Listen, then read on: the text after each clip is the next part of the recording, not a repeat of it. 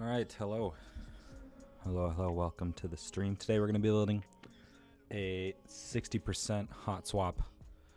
We are doing a commission build for a person who found me through TikTok, oddly enough.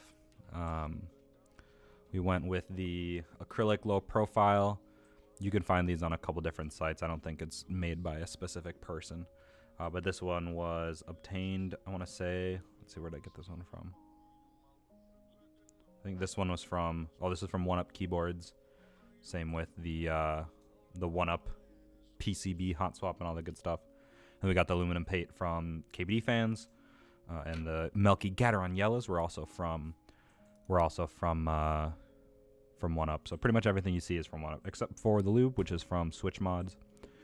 And I've actually done like the lubricating of the stems and the springs already. I just did a bag lube job, which I've actually kind of grown to like a lot.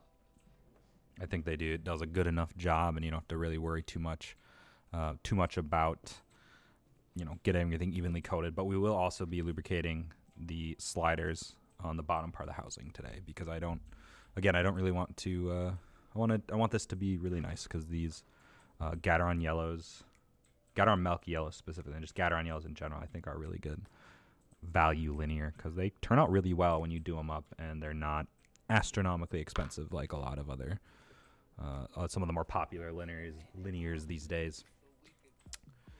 So let me see.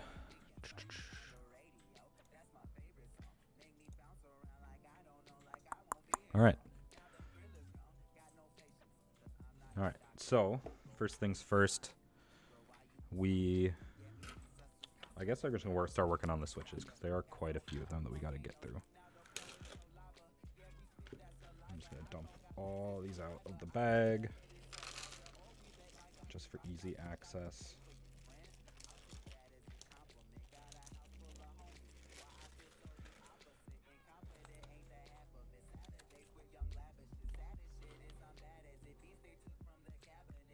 And this is 3203, which is a pretty good, just generic, I don't want to say it's the standard, but it's pretty close to the most basic lube you can use. And it's a good reason for that. It's a nice lube. It's not too thick, and if you overdo it, it's not going to ruin your switch. Obviously, you want to try and get a good balance, but it's not end of the world if you overlube with this. If you overlube with 205 grade 0 or something thicker, it does become slightly more of an issue. Got a bunch of new brushes for the holiday season, got as gifts, which is nice, because the set I was using was getting a little bit worn and sorry.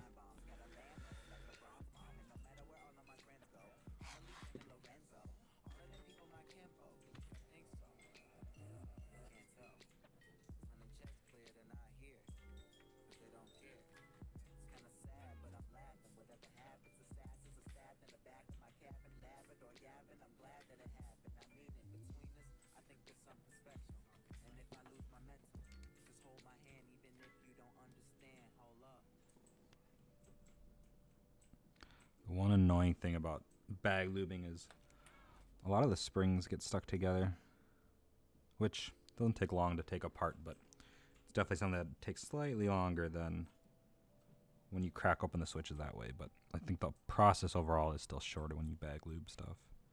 You do end up using slightly more switches, or slightly more lube, which some people might care about, but I mean, like 2 milliliters of lube is at most like $10. So you just add $10 to whatever build you're doing, and you have nicely lubed switches without too much effort. We're also filming. Filming switches, the theory behind it, I'm not going to go too much into detail. There's some really good videos on YouTube already about it, but basically it reduces stem wobble, which in theory will reduce, the friction of the stem going up and down on the plastic sliders, because if it's a more stable stem, the center part, you're not going to have as many issues. I had a tube right here. These guys are already done. I need another container.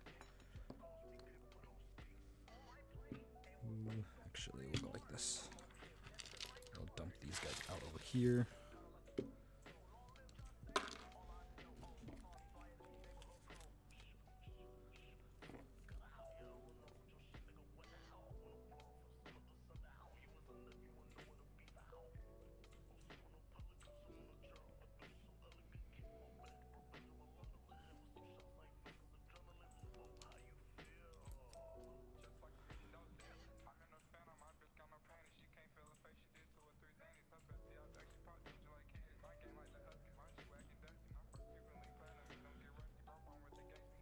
That's another thing that I don't.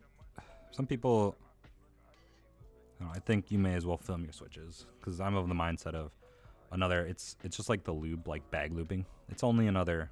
It's like, I think it's $550 for 110 TX films, and that's a rather small price to pay. I mean, it is a very minute performance gain, and it does audibly change how it sounds for the better. Everything's tighter, but I think it's well worth doing just because it's not that much more effort. I say that as I'm struggling to actually film any of these.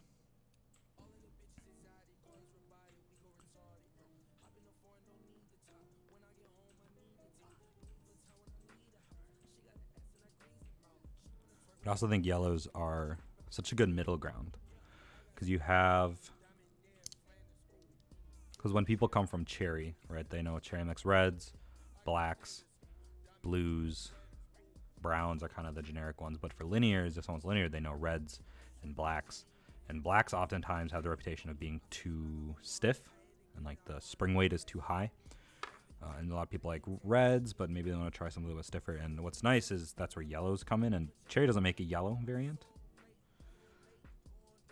And so the Gateron yellows, I think, are a really nice middle ground. And a lot of people actually, before aftermarket springs were readily available, they would get Gateron yellows and harvest them for the springs, because it's a nice in-between weight that a lot of people seem to like.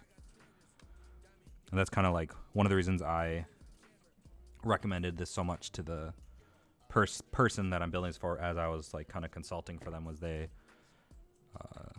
liked how blacks the Gateron Milky black sounded, but they didn't know how much they would like the jump to that spring weight. And so that's where where the yellows step in, and it's a really nice compromise, I think.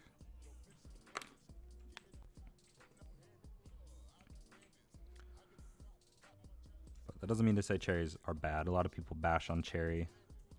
Some of it's deserving, I think, because they did have a long time, and they kind of sat on their hands and aren't keeping up with what everyone else is doing in terms of refreshing their molds and trying different materials and all that stuff. So I think that's part of the reason why they. But I mean, they're not bad.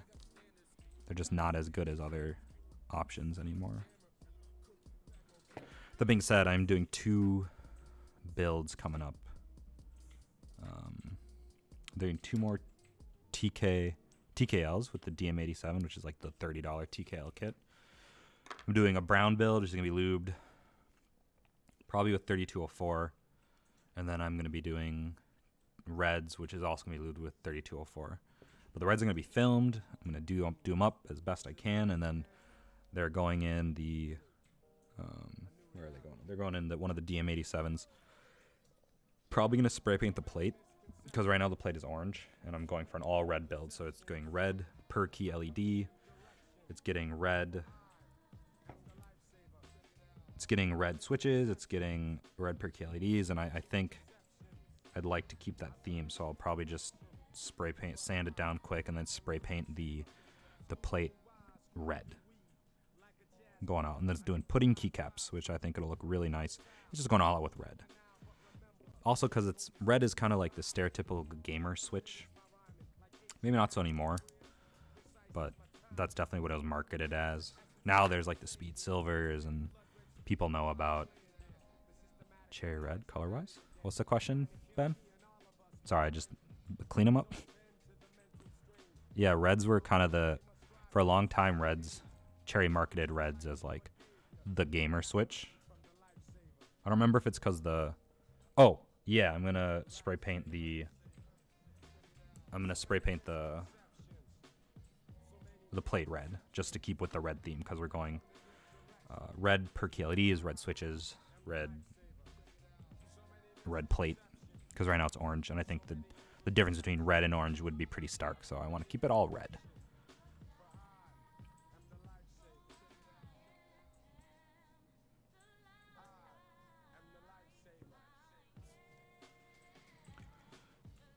But that's part of the reason. That's like one of the reasons I really like the DM87 where it sits, because it's $30 for the kit. That's cheap, right? Like, and that's a price I'm willing to like experiment with the actual housing and everything. Like, if I'm gonna be getting a TKL from KBD Fans, which is like a really popular site to get entry level higher end customs, I'd say. It's like CNC'd aluminum. I don't want to mess with that. I don't want to mess with the plates. I don't want to mess with anything. But with a $30 TKL, like, eventually I'd like to sand all the rubber finish off and then like either paint a different color or maybe vinyl wrap it and just experiment with like the plate, like sanding that down, getting that painted. And it allows you to do a lot of like true customization, because like a lot of what you do with the keyboard is you customize, you want to make it your own, but it's to an extent. Like, I'm not going to customize my $350 acrylic Alice build, because like I don't have the means to repair or make it something like that. And yeah, like, I haven't seen a lot of people vinyl wrap stuff, and vinyl wrapping just opens up a ton of options. And I think I have a plug for 3M things like vinyl wrap, maybe. Ah, dang. I'll have to just buy. I mean, it'd be cheap. It's just enough to vinyl wrap a keyboard. So like, I think that'd be crazy, right? Like, if I got some, because like you have those color changing cars that are like color shifting vinyl wrap, and like putting that on a keyboard would be really cool. The one drawback was with how the DM87's put together is, if you ever wanted to take apart the DM87, there's a good chance you're going to rip that vinyl wrap, just because of it's plastic. There's no screws that hold together. It's all like clips and like grooves in the body of the actual keyboard itself. So, as long as you don't have to take it apart, it's fine. But like, and if I did that, honestly, so the DM87, you can do single color per key LED. So what I would do is I would order just like a rainbow of colors, randomly spread them out on, well, maybe not randomly, but disperse them in a sporadic way. Get some wild colored keycaps. There's actually these really cool keycaps made by Tai Hao. Let me see.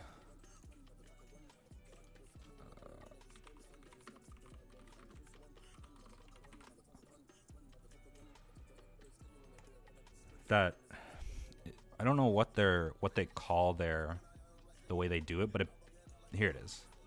Basically, like, it looks like it's hydro dipped. And there was one where it was like seemingly very random color scheme. But I think doing something like that, or like this one, like have it be like this wild color combo with like just the same wild colored LEDs with like a crazy color shifting vinyl wrap. That'd be pretty dope, right? You'd just be so out there. And then you'd come full circle, and at the end of the day, it's at most $150. Because like, this keyboard here was a DM87, $30 TKL kit, $25 keycaps, however many dollars for the Kale Box burnt oranges, but I think it was $84 at the end of the day. I guess $94 if you consider the lube. So then, like, if you want to lube, film, all the switches and everything, and then do like crazy customizations, like a can of spray paint's not that much, and then sandpaper is not that much, vinyl wrap isn't that much, and with this size, it's not like you need a ton of vinyl wrap, and so you could do some really out there builds for really cheap. I mean, but at the end of the day, if you do take issue with its plastic soft touch housing, like that's fine and that's fair, because some people do value having that, but then it's hard to argue with $150 for such a wild, crazy out there keyboard.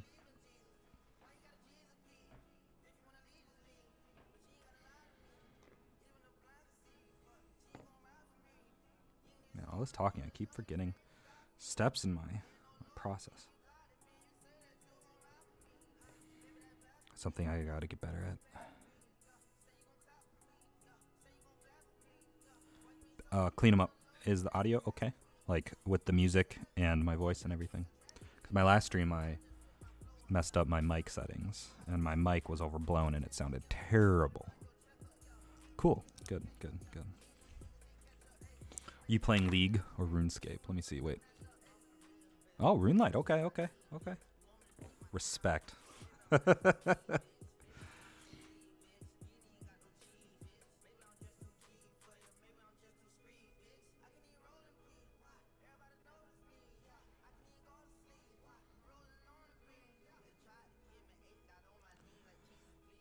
I did the calculations, and it's gonna take maybe not literally years, but oh, so much time to get 99 fishing. Especially the way I'm doing it. I'm not doing it like optimally. I'm like lazily AFK fishing at barbarian fishing, which is fine because it's another skill, you know. If eventually I'm trying to max one day, I gotta knock them out, so I might as well do it now. And I got nowhere near my goal of 2K by 2020. Granted, I stopped playing for a while because of like school, and then keyboards and other games popped up here and there, and that's how it goes, though, right? I think maxing by like when I'm let's see, when am I projected to be done with school? So it's 2020, probably 22. Probably like maxing by 2023 would be pretty cool. Then I could like finally quit the game. Just go to the duel arena and stake away all my money. Do like 1 bill chucks, lose it all, quit. It's the dream, man. That's what all max players do, right? Founder drop party? No. Huh. We're not gonna be charitable. Heck no, Ben. I'm gonna go to the duel arena, do like 100 mil chucks at a time, get up to like 20 bill, burn it all on a 20 bill stake, and then quit. I'd have had it made.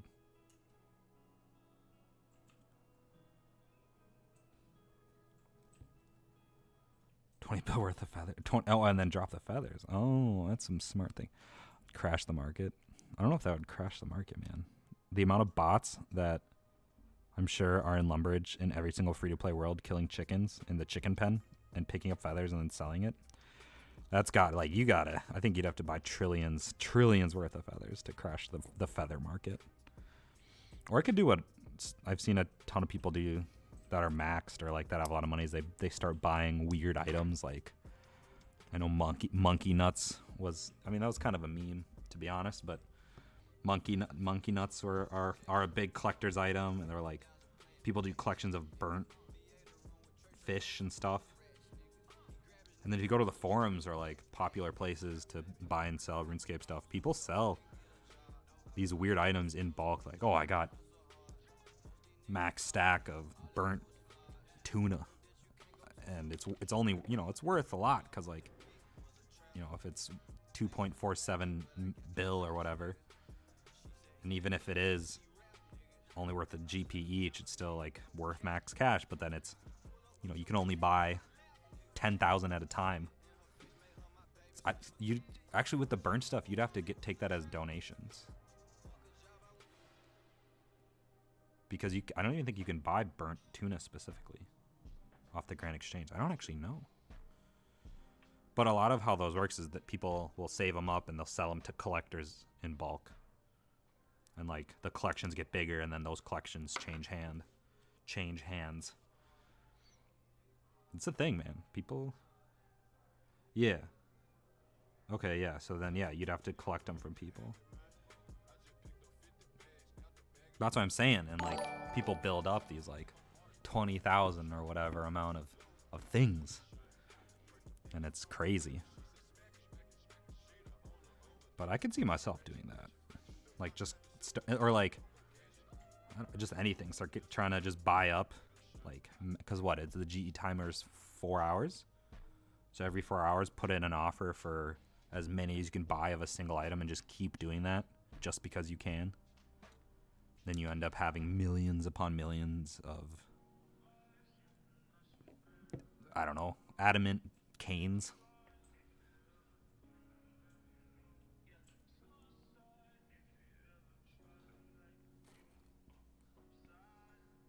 But I could see myself entering the weird collection market as opposed to quitting.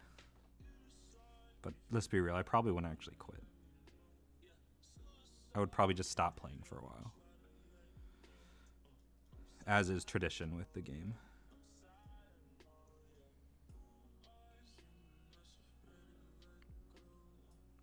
So I remember for like 6 years in a row, like one of my most, I don't know if it's sad, but like one of my most memorable moments from like winter break from like 6th grade all the way through high school is like I just remember sitting at home and playing RuneScape. And like from like 8th grade to 10th grade, it was when I had 99 Magic, and they came up with this staff called the Polypore, and which was OP. And you could just one item it because it had internal charges built in, and just go and I'd kill bots at Green Dragons. And I'd just protect one item, so it didn't matter, and I made decent money from that actually. But I remember doing that multiple Christmas breaks in a row. My longest break from Escape was like between 2016 and 2018 probably. And I played a decent amount. And surprisingly, the clan I was in never booted me, which was wild. And I would come back. No one would remember me except for like 4 people. Oh no, I did film that one. And then this past summer was the most I've ever played, I think.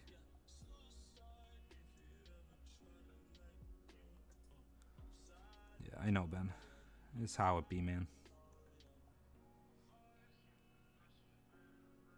Thing is, it's like I don't like the people that have like maxed mains, and then they have like maxed, or people have maxed Iron Mans. I don't know how people do that.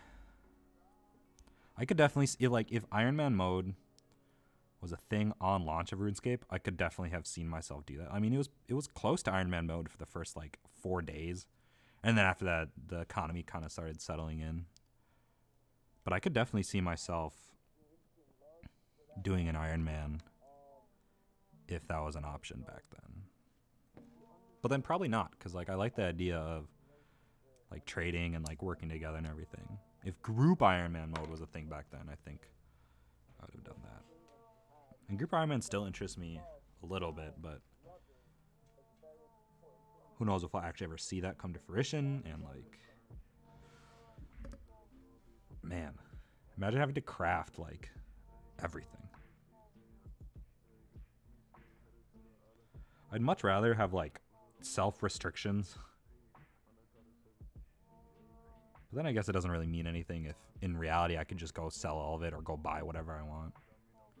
But it is kind of cool to think of like, hey, if you got a drop at Bandos, you got the Bandos chestplate, it's like that's now your best in slot, and you never need to worry about buying one again or selling it or the price of it, because no matter if the price goes up, price goes down, it doesn't matter because that's best in slot.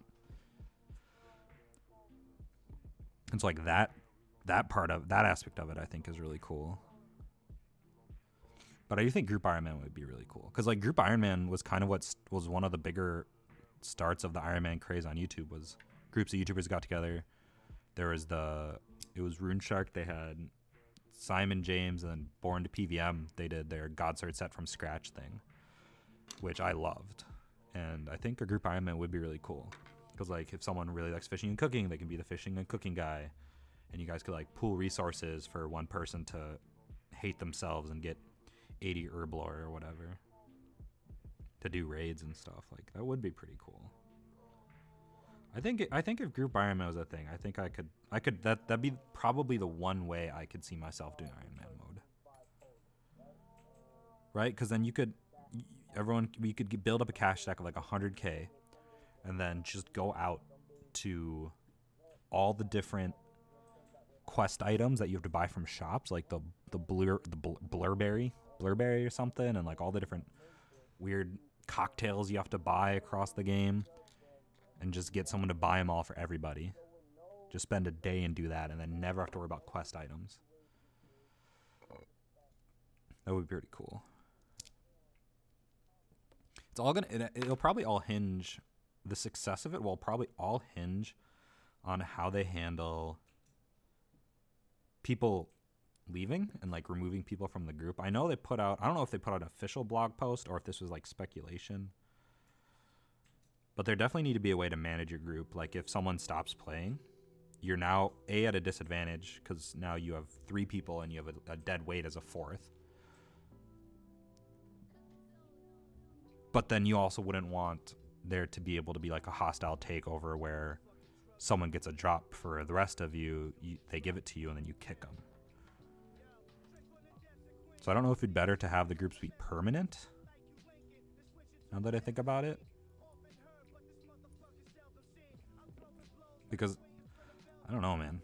Because I can definitely see Jagex having to be concerned about that. Like, oh, like, the other people in my group scammed me and stuff and kicked me. But I feel like if at the beginning when you sign up to make an army, it's like you're responsible for who you join a group with. Like, if they scam you, you're SOL. You should have picked a better group to be with or something.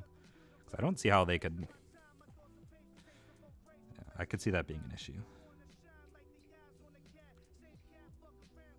It's like generally I'd say overall the RuneScape community is pretty friendly, but I could definitely see that being an issue. Because given anonymity, people can kind of suck sometimes.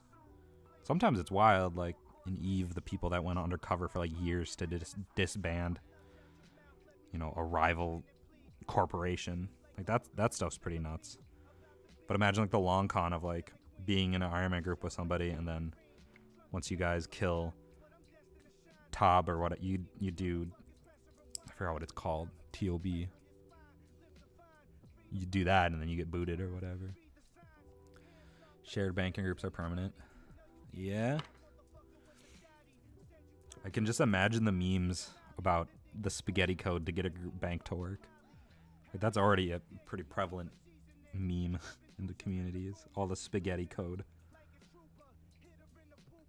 But yeah, I mean, I can see how that works. Like, because with dead mad mode, when you killed someone, you got a key to their bank, and you were able to look in their bank and take, you know, 5 of their 10 most valuable items or whatever.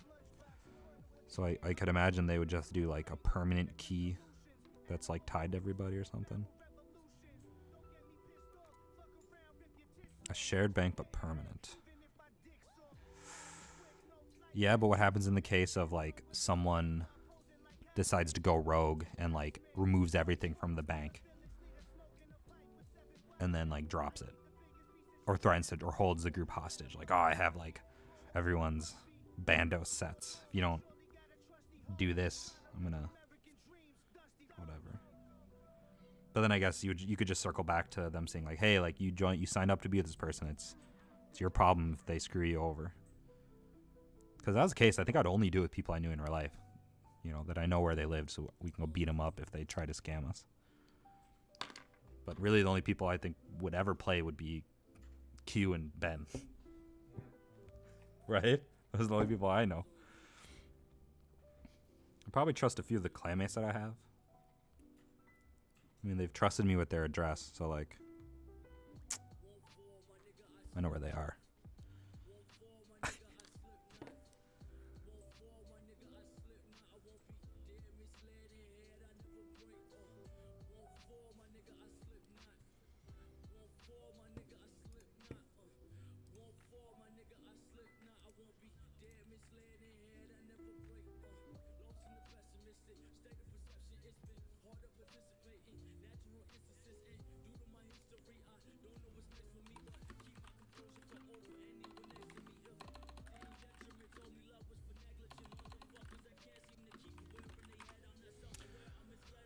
I know people can't really relate to this that much, but like, I hate how Instagram, at least I haven't found a way to natively send and view messages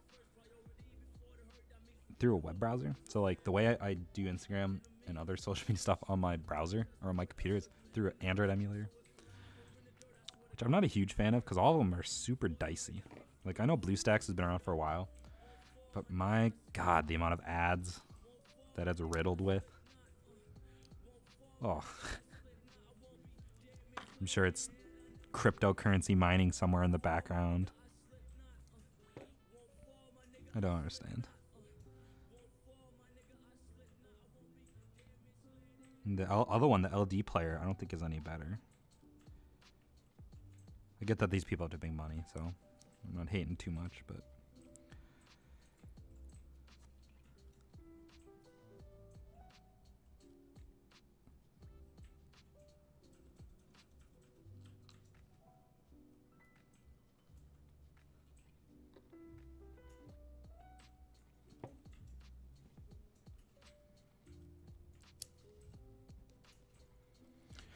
man,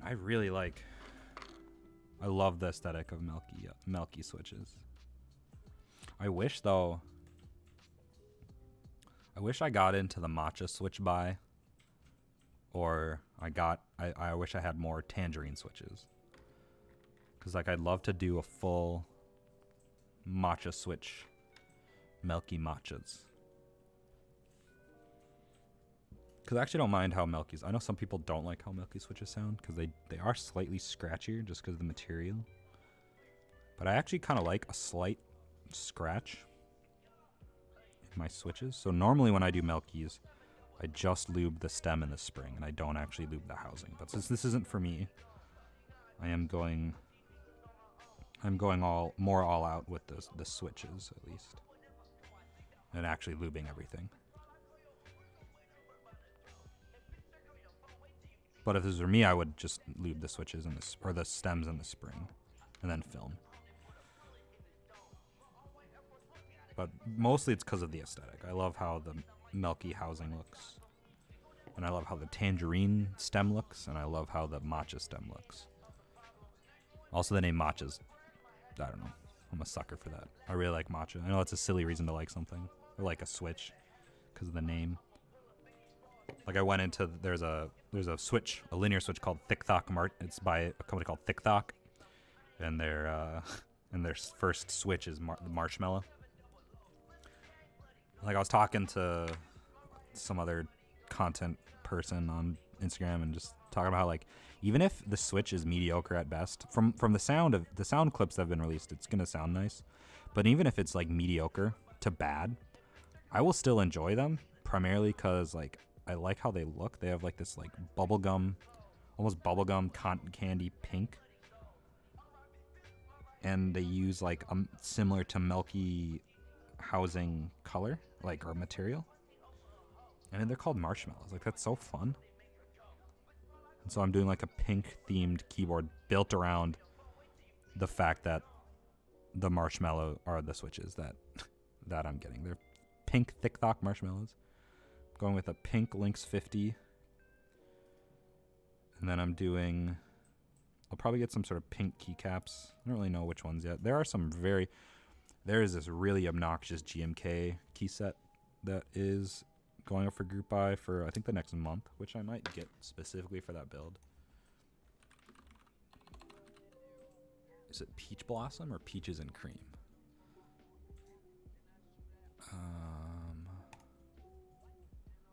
Is this it? Base. Yeah, it's this thing. Like, look how pink that is. It's like blindingly pink. But it would go really well with...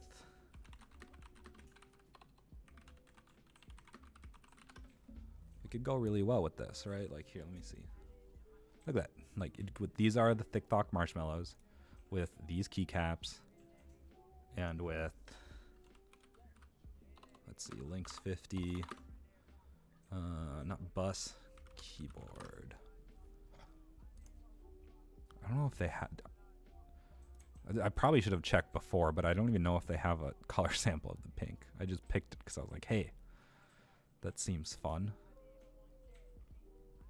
Let me see, group by.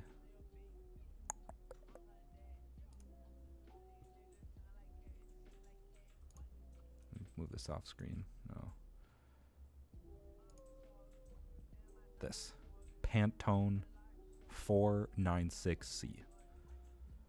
Like this, with this, and this. Like that'll just be a nice, aesthetically pleasing setup, right?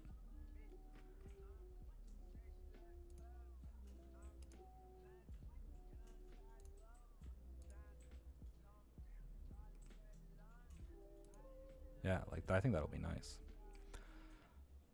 But also, I think this is too pink. But whatever. It's fine.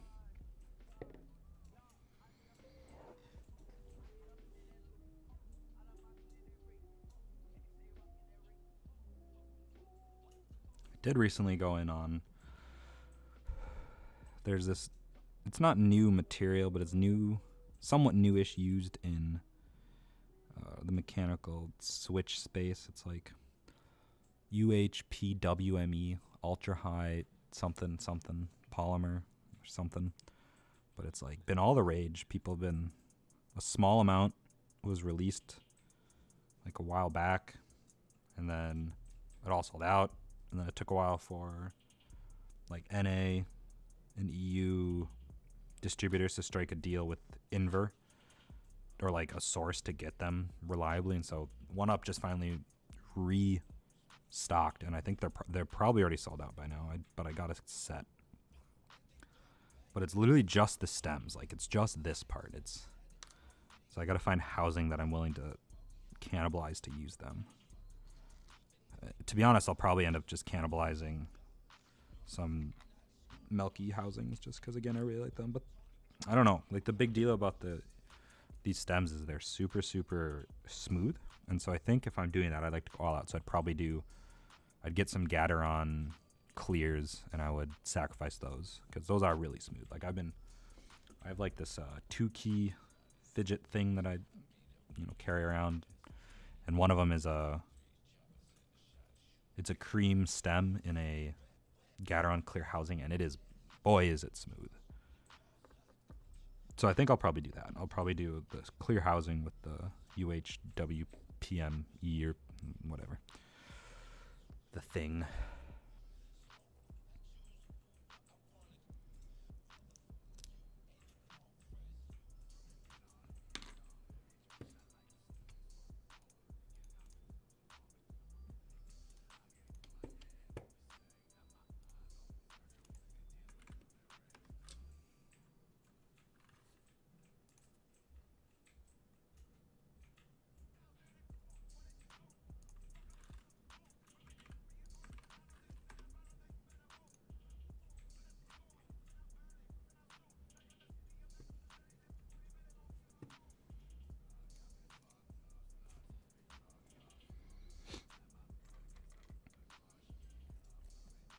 And the almighty holy pandas are coming in soon. I think they said they'd ship end of January, early February.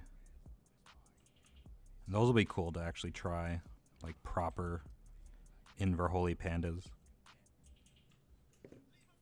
Just because, like, I don't know, you hear so much about them. This is one of those things, like it's reached like legendary meme status. So, like, about the development of it was crazy, and it is a very distinct sounding switch, and so just the fact that it has spurred so many like copycats that have tried to capture the same sound, same feel, and I'm excited because it's not Drops pandas where they like put them together. It's like Inver pandas and Halo Trues, and so I'm gonna combine them myself. So I'll actually have two. I'll have holy pandas and I'll have unholy pandas. And that is gonna be really exciting because I already have like a build planned out around them in my head. I want to do black and white keycaps for that, whole panda naming aesthetic scheme thing. And then additionally we'll be doing probably on a brass plate because I really want it to ping.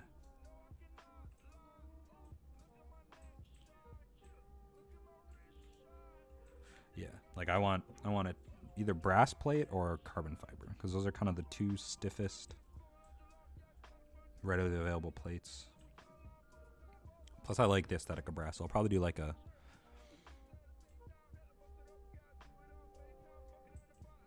acrylic housing with black and white keycaps on a brass plate with the holy pandas. And the holy pandas, I don't know what I'm gonna do with those. People sell them for pretty cheap, but I'll probably keep them and just do another build with them.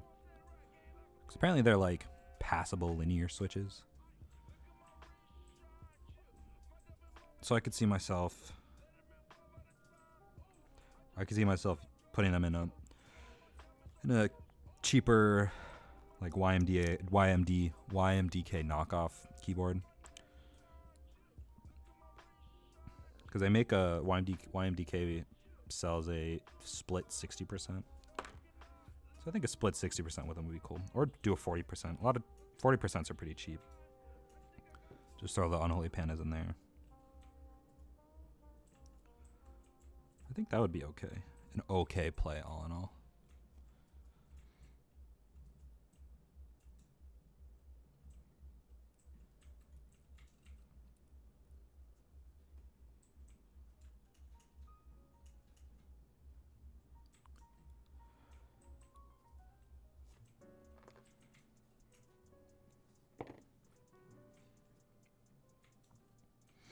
Keep forgetting if I'm... No, I am. Okay. Such short-term memory, apparently. Like, I can't even remember if I applied lube to the slider rails.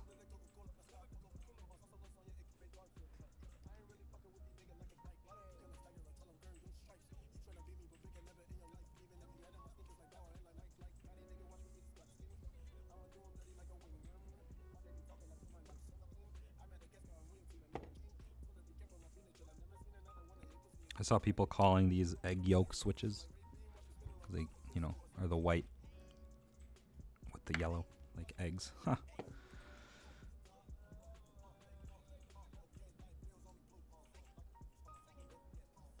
But this will be the most tedious part. Well, that's not true. Well, that's fairly true. Because after this is done, I do have to lube all the stabilizers, but there's only 1, 2, 3, 4, 5, 6, 7, 8. There's only 10. 2 on each stabilizer, so 5 stabilizers in total I have to mess with. So that actually, it shouldn't take too long. But once everything's lubed, it'll be pretty quick. Cause no soldering on this build. Cause it's a hot swap, which I think is a good play if it's your first, either first mechanical in general, or your first custom.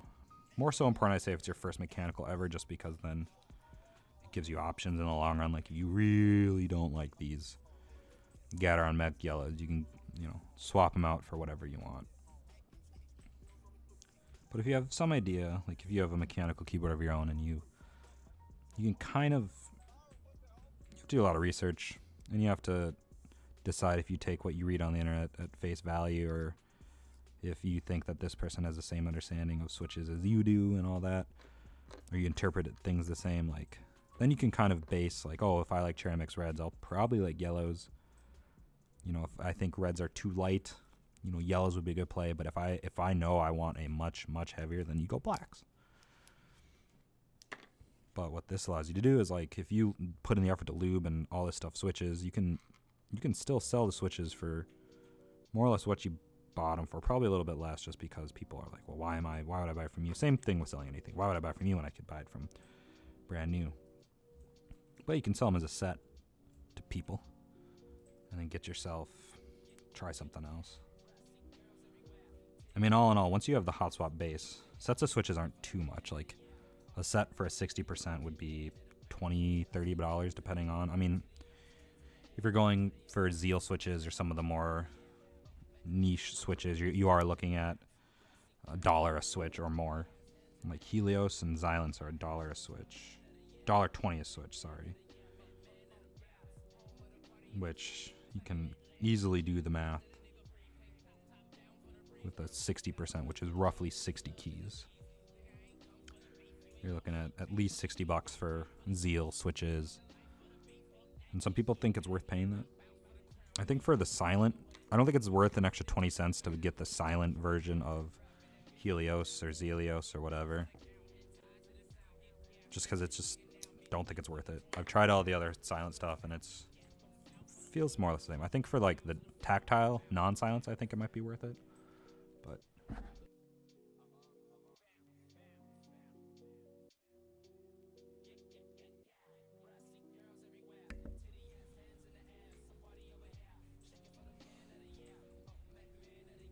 like I've tried the the black housing, Gateron silent yellows and reds, Gateron silent reds with clear tops, Elias, Xylants, and I really, like, I don't think Xylants are that crazy good. I don't think they're worth $1.20. Like, they're definitely above and beyond browns. And, like, if you want a silent, really I think for the tactiles, I think potentially it is worth paying for the Xylants if you want a silent tactile.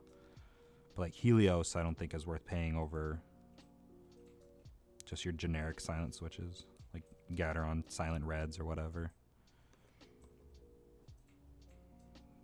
But at the end of the day, obviously, it's all about preference.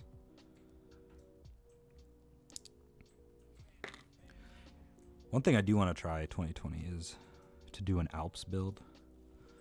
But I have like this, let's say it's like a fantasy built in my head of like finding an old Alps at like a Goodwill or something. That probably will never happen. Or finding one that, you know, that someone owns or whatever. Like, that'd be all really cool. And then cleaning it, dismantling it myself, and rehousing it in a different build. But that probably won't happen. So 2020 might just end up biting the bullet and camping eBay for a bit and trying to find some Alps that aren't too crazy expensive. I think like green Alps wouldn't be that much.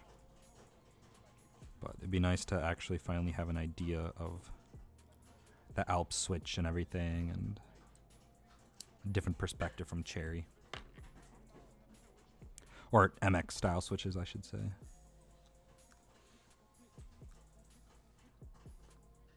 And I think I'd actually also do some of the Alps clones that are around, like the Matthias switches.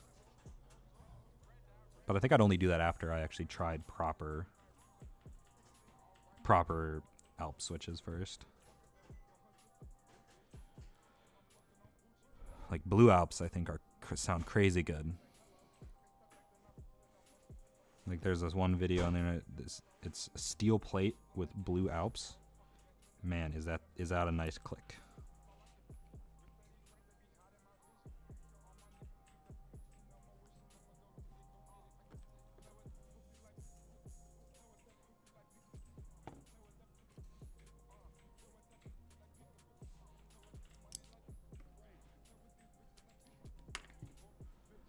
Oh, we're getting there.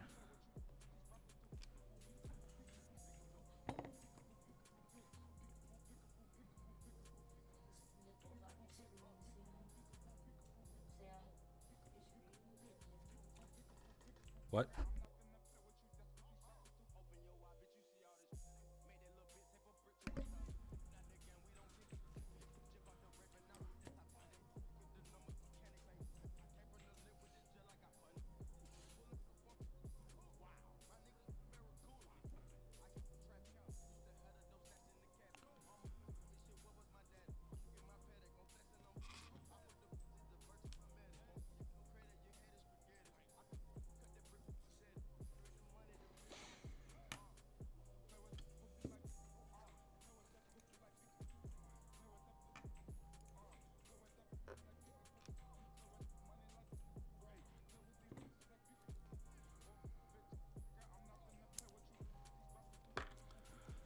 This is actually my first like custom Hotswap. It'd be nice to put something together like this and do a stream without having to solder. Not that I dislike it, but it can get kind of a hassle. Although usually when I get to soldering, I'm grateful I'm at that point because it's like the beginning of the end. Because with the biggest hassle is the lubing of the switches. Especially when you're doing the housing,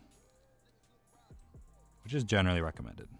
Like if I was to recommend it to like someone that I'm building for or someone that's building themselves, like I think lubing everything is definitely good on your first go, just because it is a much safer bet that you'll actually like it.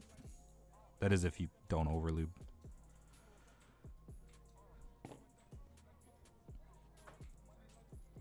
My first time using 205 grade 0, I definitely applied a little too much to my first few switches.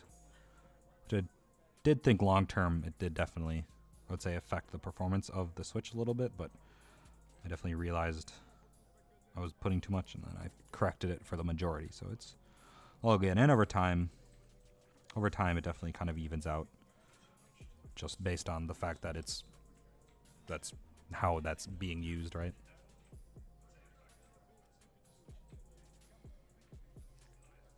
Okay.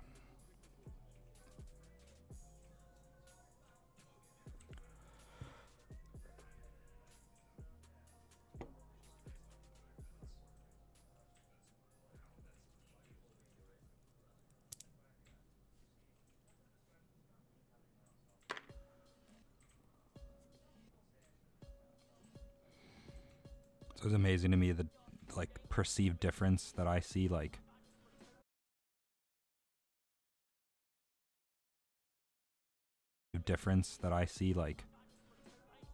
the amount I have left of springs and stuff and stems versus the amount of housings I have. So when I look in the bowl, it's like, oh, I'm almost done. But look at the amount of housing I have. I'm like, oh, I am not almost done.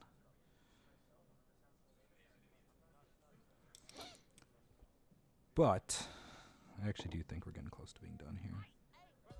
Okay, I don't want blacks. I don't want the black ones. We're going to take the reds, just to keep everything consistent. Ideally, I would have had clears, or like white, but I don't. So for performance reasons, we will just take the hit and use the reds. And I don't think the reds look that bad with the clears. Hello, Hinat Twat. Welcome to the stream. Whoever you are.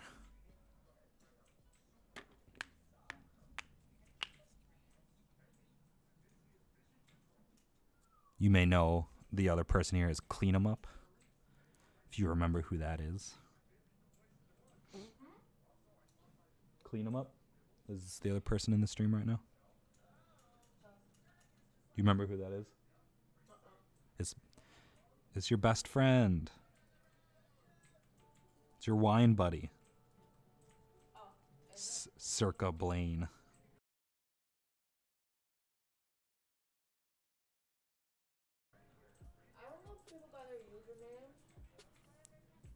Who's Night Fox?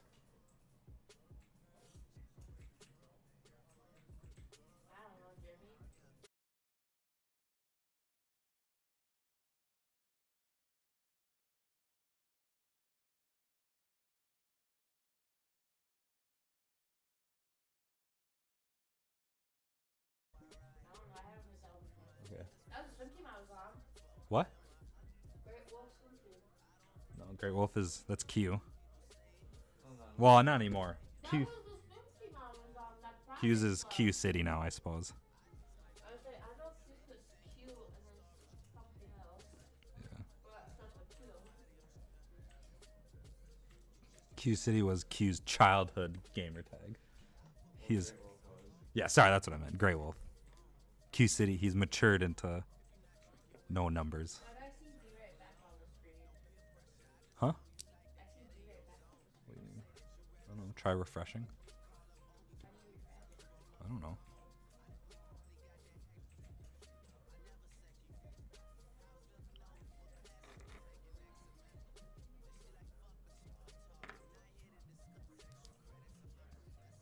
Because the stream is definitely very much still live.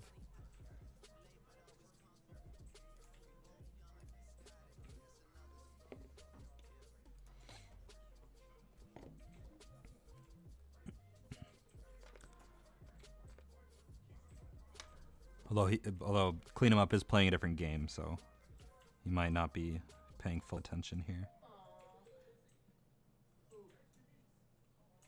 I mean, you could text him like, "Hey, pay attention." Or just what? Notice me. I do notice you. I'm talking to you right now. I'm not talking about you. Oh. Talking about what did you say? Clean 'em up.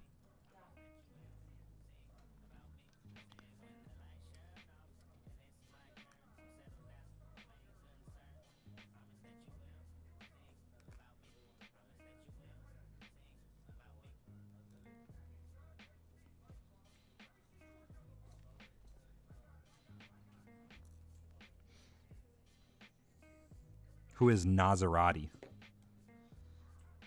Nas. Yep. You said Maserati. Yep. That was his Pogo name too. So. Oh, that's true. That's true. I don't think you know anyone else. Animus? Animus?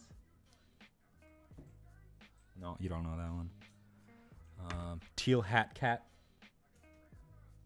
No. Is that Alex? What? Is that Alex or something? Yeah. Really? Yeah. How'd you guess that one? That sounds like an Alex type name.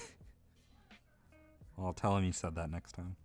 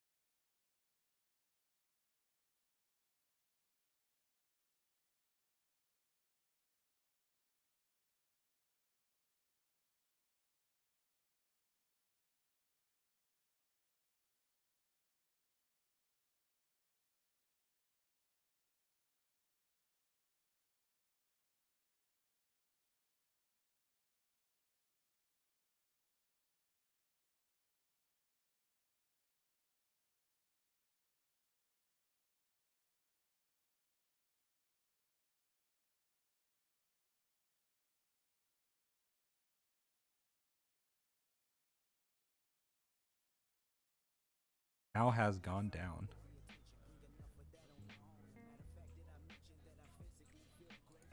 I keep getting be right back. I don't know. Yeah, no, I see that now.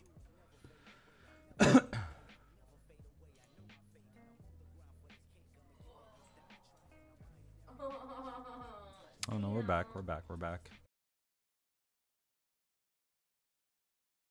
I just picked up Sam the Hugger and then my whole like arm is covered. There you go. Yeah. I'm sorry. That it happens. That my fast is addictive. I think it comes with the name Sam. Just kidding, Sam. I love you. Mm-hmm. Aw.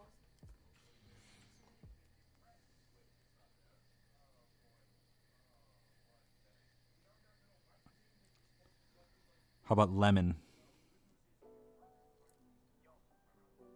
I know that one. Lemon? I know it. Rumi. Yeah. How about Sayums? Is that a tough one?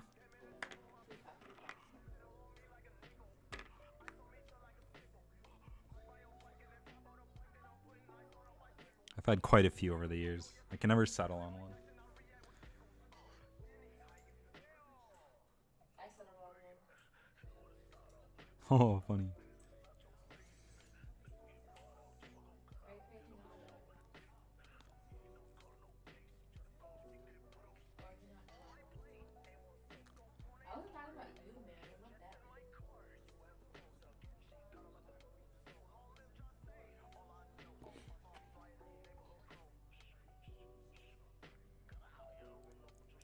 Man, why are we dropping so many frames today? Is the stream still up?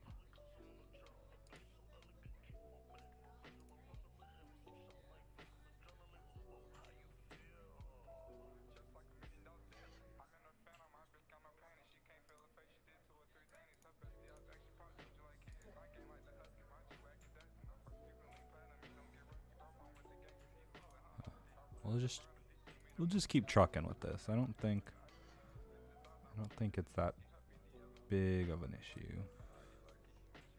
Yeah, we're fine. We're fine. We're getting close to being done though.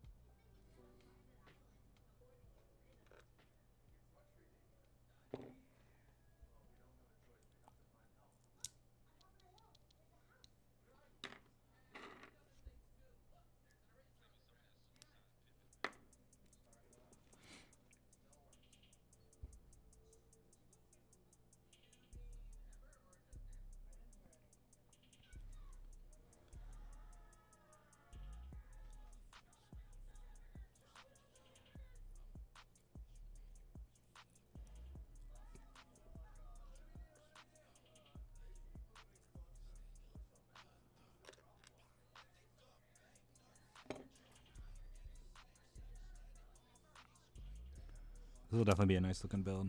I think the acrylic low profile cases are really pretty slick. 'Cause, I mean, it's not. Granted, it's fairly thin acrylic. It's not super thick, so I'm sure it's not that much to produce. But that does allow you to get like a really cool looking keyboard for pretty cheap. Because like the acrylic, especially when you pair it with the underglow of like 1UP's Hotswap, it does look super slick.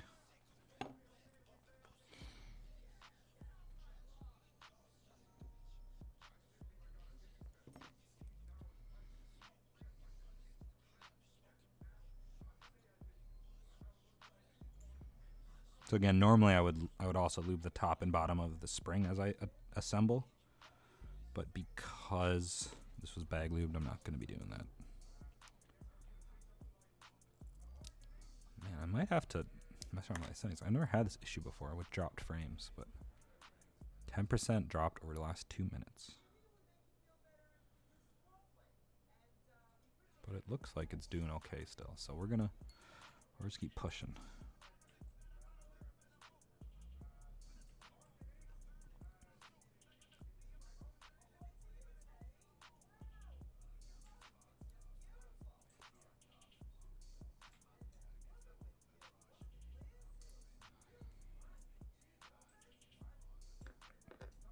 There are some fairly interesting looking switches on drop right now.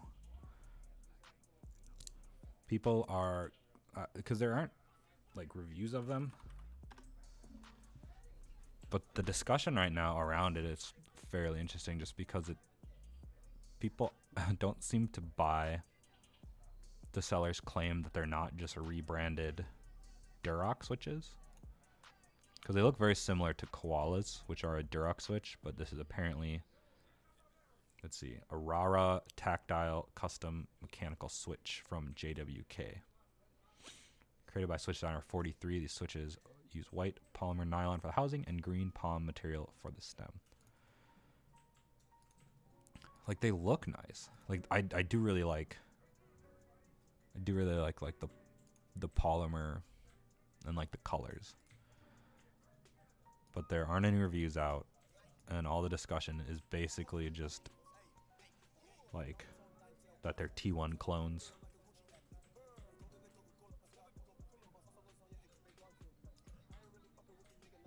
But then the issue being is there aren't any like tests out right now, and it's one of those things where it's like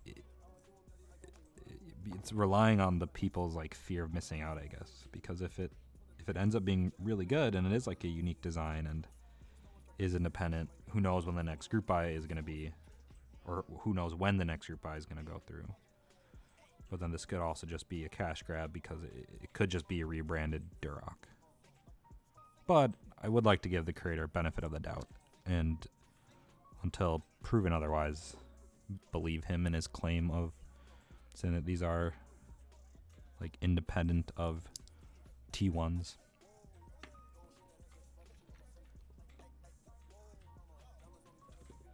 Because I mean, at the end of the day, like, more options is awesome. Like that Everglide group buy recently, or on, I guess, I don't know if it's a group buy. I guess it's technically a group buy. The Everglide drop, I was really tempted to go on because you got a lot of switches and people are saying they're okay, especially after lubing. But I mean, most switches turn to okay after you lubricate them. Some just become more better.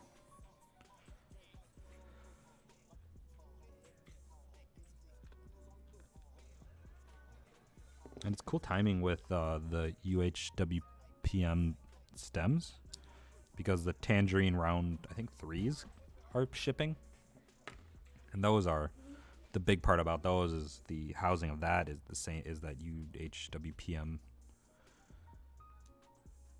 And so there are people that are now testing using the special stem with the housing of the tangerines. People are saying it is very, very smooth stock, which is cool.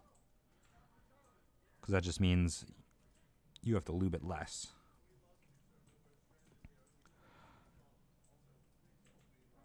and this is definitely not a unique thought, but the one thing I'm very much looking forward to in 2020 is potentially the advent of more customizable, like, contactless switches, like optical switches.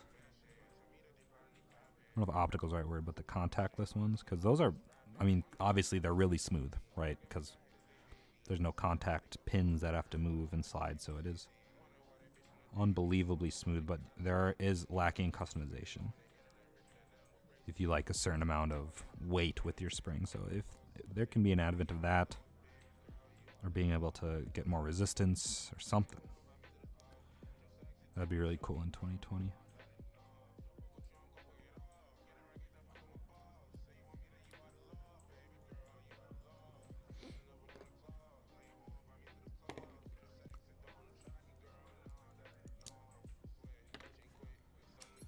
See, now when I look at my housings, now it seems like I don't have a lot left, 'cause, well, I don't.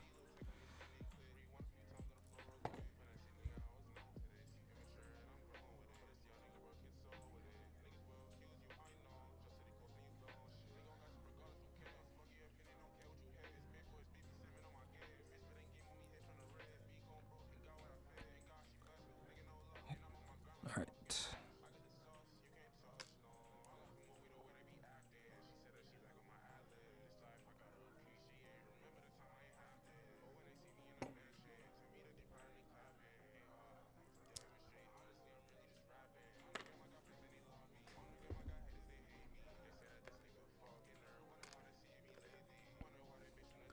I think the guy I'm building this for, he said he has, I don't know how to, I think it's a co-world tour keycaps that he's gonna get for this, and I think that'll look really nice because it's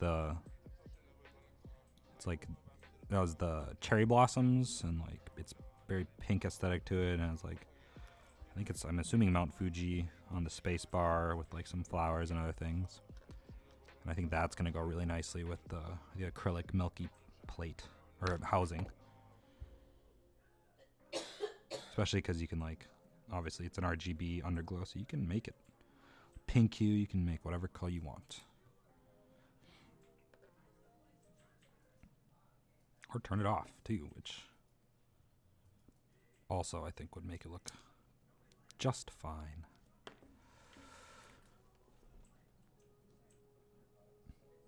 The thing I would do if, one, the budget could have been more, or if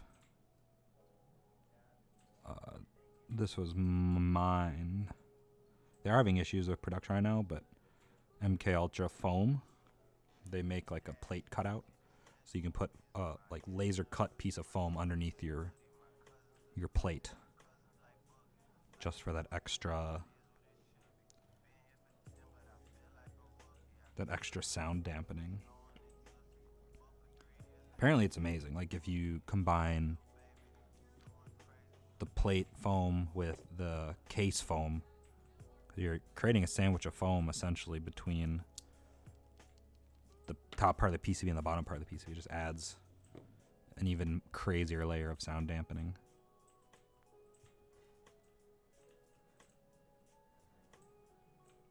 Which isn't for everybody, obviously. But I do like me a nice sound dampened acrylic or plastic housing case, or wood.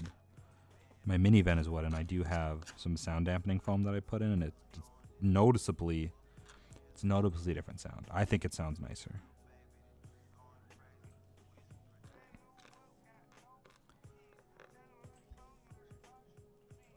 But there's something to be said about a certain amount of resonating. Quieter. Oh, what's up, Lance? Yeah, man, I mean, so there are a few different, I guess, tiers of quiet. You have clicky switches, which obviously are not quiet. But if you want a clicky feel, but without the click, that'd be called tactile. And those inherently are quieter than clicky switches. And then there's linears, which are quieter than tactiles generally, because they don't have any resistance really going up and down. But then you can get specifically quiet tactiles and specifically quiet linears. I'll send you a video I made. It was like I think a minute-long video with a bunch of different switch sounds. Because people's different versions of quieter I mean, it swings wildly. Like some people, when they say quiet, they want specifically made silent switches. Sometimes when people mean silent or quieter, they don't want a clicky switch, like cherry blues or greens. But there are a lot of options. There's a lot of options, a lot of different price range.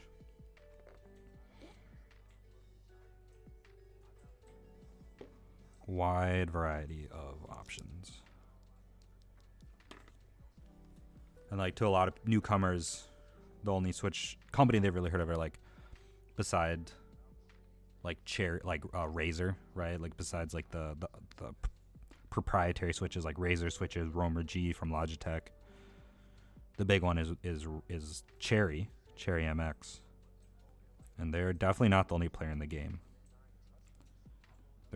They're still solid switches, and they're, you know, if you have a keyboard with them in it, it's not like it's bad, but at this point there are so many options, good options, that if you are looking to build a keyboard or get one built, it's definitely, I think, beneficial to consider other options, because there are just so many.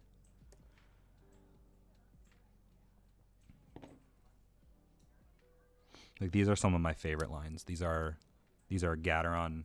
Oh, did not mean to. I'm on the wrong screen. These are Gateron.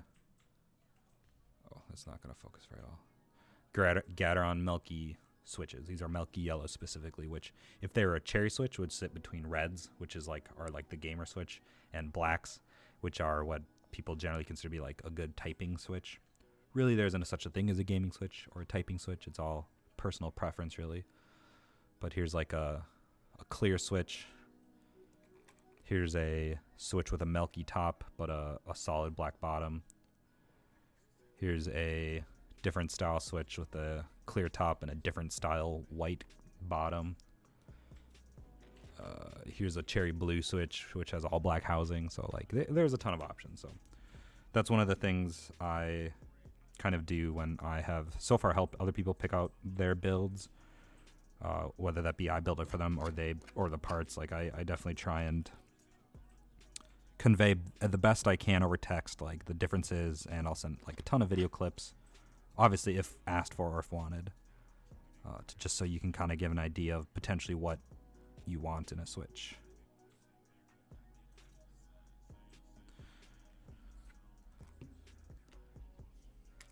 And I guess also like a price point is important, because that dictates what I can put together for you and whatnot. Like this guy, he wanted a 60% Hotswap, which is a pretty generic, not that it's bad, pretty generic setup.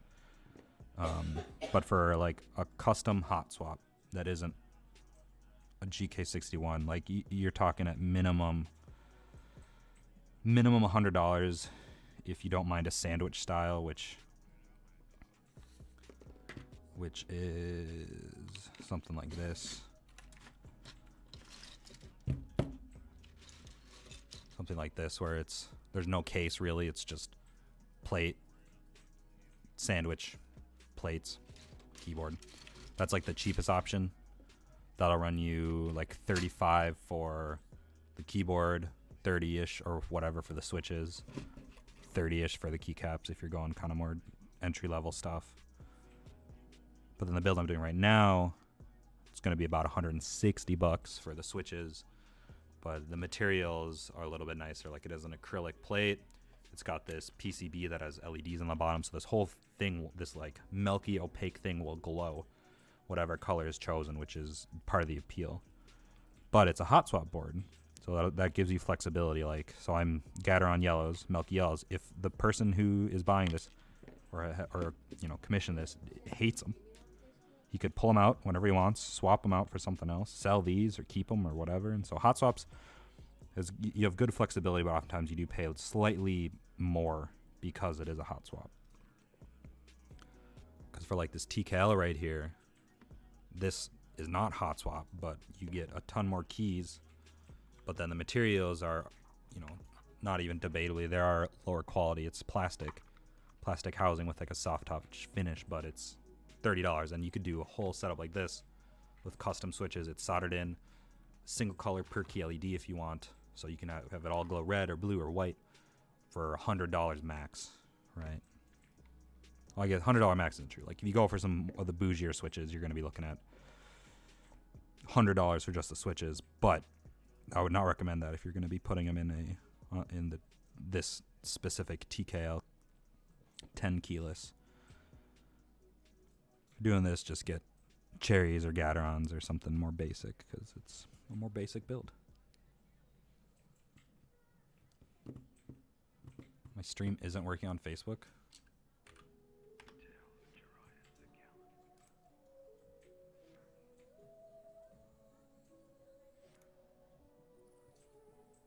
Something more basic. Yeah, it is.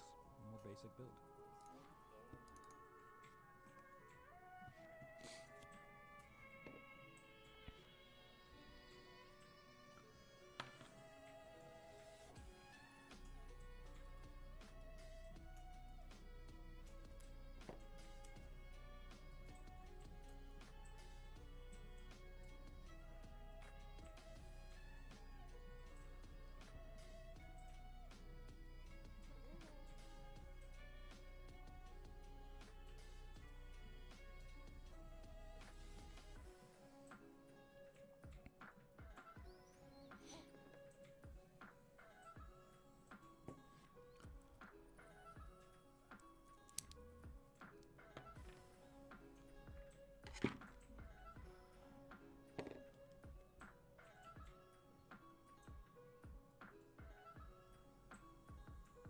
Like I've done, actually the majority of the builds I've done for other people have been silent builds, where they use silent specific switches, like silent yellows and reds and silent tactile switches, which makes sense, because a lot of these people, most of the people I built them for, they either work in a shared office environment or just a shared environment in general. And having a clicky loud switch would be kind of rude, and just rude, mostly. Unless you, like, hate your cubicle mate or whatever. It'd be recommended not to use clicky switches for that.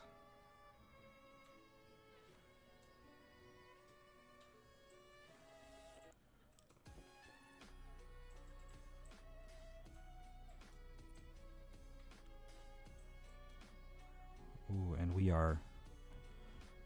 Yeah. All right, yeah. I get that, Lance. So you'd probably, I mean, you could either go with specifically silent switches, but I think the one thing I would consider would be, it does feel different, because basically, so on a normal switch, right, like the stems, the center part where the keycaps sit, they're made of plastic, right? And the housing made of plastic. And when you fully depress a switch, it's plastic hitting plastic. It makes noise. Clicky switches have extra things inside that, you know, there's like in the Kale box series, it's called a click bar. For Cherry, for their clickiness, it's a jacket. It's called a click jacket. But for like a linear switch, you don't have that, but you still get the bottoming out. And what they do with specific silent switches, like silent GAT yellows, silent reds, they put tiny rubber feet, tiny rubber stoppers at the bottom of. So like here's your stem, and they put rubber feet at the very bottom and the very top. So when it hits the plastic at the bottom, hits the plastic at the top, it silences it. That does feel different. And I don't know how much of a change would affect gameplay and stuff. Would be something to consider. But with a linear, I do think you probably could get it so it doesn't appear on stream, or your mic doesn't pick it up. All right. So where did I put? So we're done with these now. We're done with the film. Let's get the bandages out. And there are other things.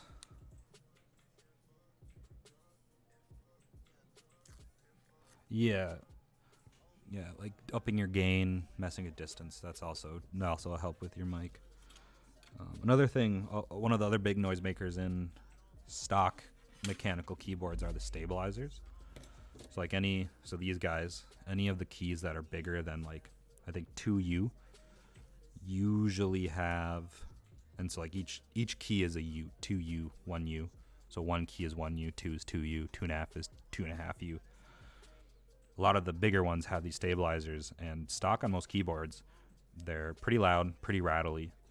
And so a very popular thing to do on custom builds is you take either 205 grade 0, which is a lubricant, or you take just dielectric grease, and you put them in where your stabilizers slide, and it does help reduce rattle. And then what I'm doing right now, if I can find my scissors, on the counter, I'm putting cloth bandages on the PCB where the stabilizers hit, because the stabilizers actually, like, they hit the plastic material of your PCB, and so putting this cloth actually reduces sound. But I'll be right back. I gotta grab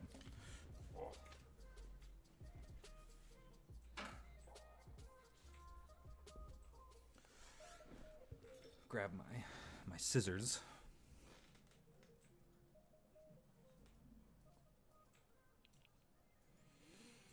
But then if you wanted like a full size build, like I've put together builds for enough people now where at most I could pretty much put together a 60%, 40% full size TKL, a custom for 200 or less. Some of them range closer to 100, like the TKL, 40%. Some 60% can be had for about 100. The cheapest full size is like 150, and there's two different kinds. There's like a pre-built Hotswap that I take, I modify, and then I will do what I did to these switches. Like I lubricate all these, I modify the switches, I will modify all the stabilizers, and those are called, and that's called the GMMK. So like if I was to build something for you, I'd work with you to find the switches you want. I'd work with you to find something in your budget. I'd work with you to find like color combo. So like this guy right here, this is a GMMK pre-built, and the bare bones kit, like this is the thing that really sells it for me, is this is the bare bones kit. And on the site it's $109, but that's with switches and keycaps, unmodified. And so what I usually recommend is when someone tells me I want a full size custom, I say, all right, so I can either do two things. I can either get you a budget 96, which is a sandwich style, and it's a compact 96 key full size. So it can have arrow keys, a number pad, but it's a sandwich style. And some people may like the look, some people may not. But for like a full size with arrow keys, number pad, everything, your options really come down to this guy here, which is a budget 96. And this is limited because this was the ones that are currently still for sale are leftovers from a group buy. So the numbers on these ones are limited. The other option is getting a GMMK full size bare bones for $60, picking up a set of 4 switches, and you would do 104 switches and modify all the switches, whatever, and then we'd find yourself, a keycap set that you like. So like my buddy, he wanted a silent keyboard, so I used Gateron Silent Yellows, and he wanted it to match the interior of the dealership he worked at, and the colorway of the dealership is black and red, so we want black and red keycaps. 60%. Okay, so would you want a 60% with arrow keys or 60% without arrow keys? So the one I'm building tonight is a 60% without arrow keys. And so that's like the next step, I guess, in the consulting process would be, would you want a 60% with or without arrow keys? So like this one right here, this was actually the keyboard I pulled out from here, which is with different keycaps. Like this is a 60% without arrow keys.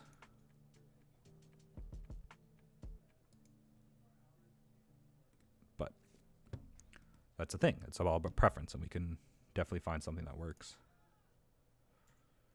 Probably without. Cool. Yeah, so I mean, a couple options for that would be, again, I'd point to the GMMK. It's a pre-built Hotswap, so like everything you see on my desk right now, this is for a non-pre-built Hotswap, right? So like I bought the plate for the client, case, PCB, switches, and everything. And that would rack at minimum about 160, not including shipping. And then a GMMK bare bones would be, let's see, probably 120.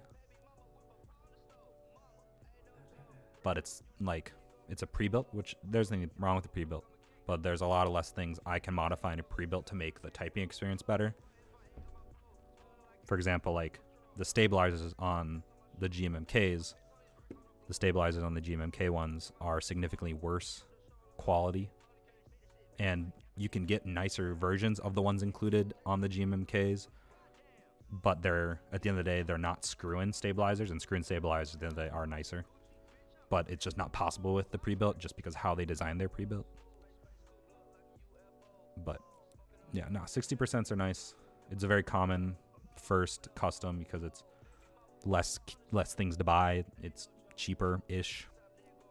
But yeah, Lance, I mean, the two things I would either recommend a 60% because I'm a fan of smaller boards, more desk room, or a TKL is the other one, especially the DM87. Just because it's $100, you get yourself a pretty solid keyboard for a custom, full custom for $100. It's hard to argue with that.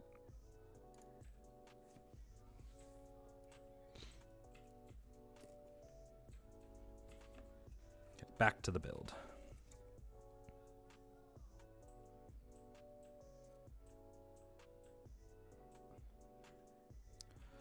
Yeah, man, like that's like the big appeal of small keyboards to me.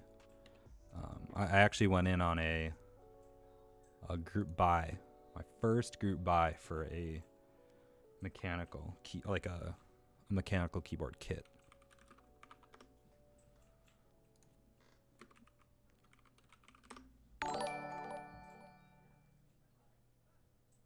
Peteness. Hello, Peteness.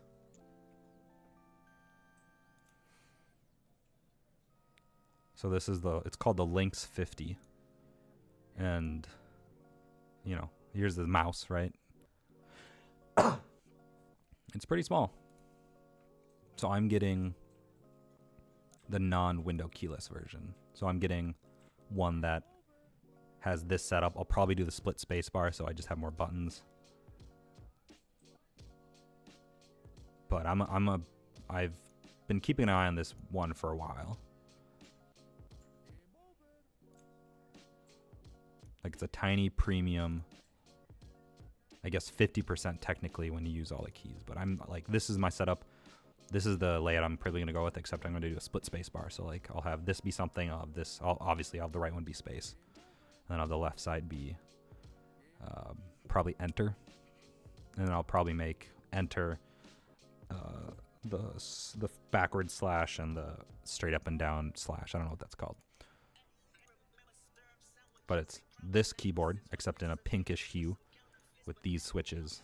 And then I might do clear keycaps. I've been investigating if there are any good clear keycaps on the market. I haven't gotten a solid response, or I haven't found any solid sources on good clear keycaps. But I actually got I got a switch tester recently for the Kale box switches, and I actually wouldn't mind a full set of these like clear-ish keycaps.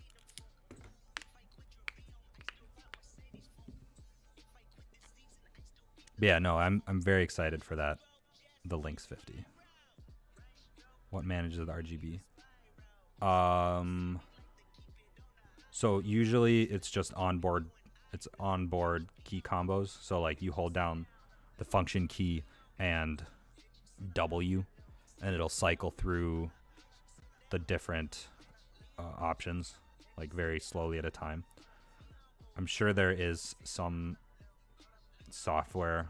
I'm assuming you're getting at being able to connect it with like a smart home interface, right? Because I think ooh, just cut myself. Good thing I have bandages. I'm assuming you mean so you can like potentially connect with home automation stuff.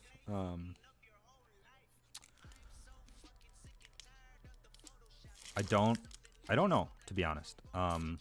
Most keyboards on the scene are, their software management is a thing called QMK, which lets you pretty much bind your keys to be whatever you want and lets you do layers. So you can have, you know, left alt plus W will lock and change your keyboard to a completely different set of buttons. Yeah, so the software for key customization is called QMK. It has a web-based interface.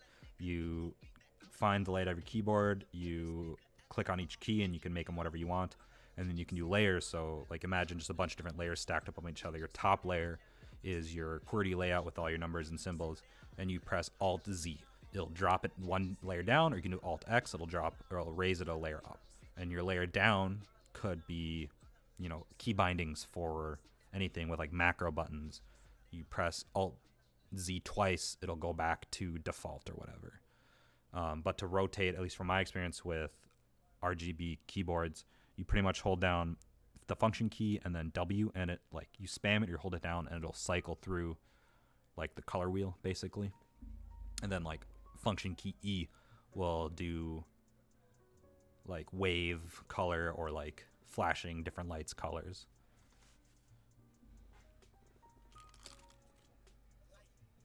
Okay, what was I doing? I was doing Band-Aid.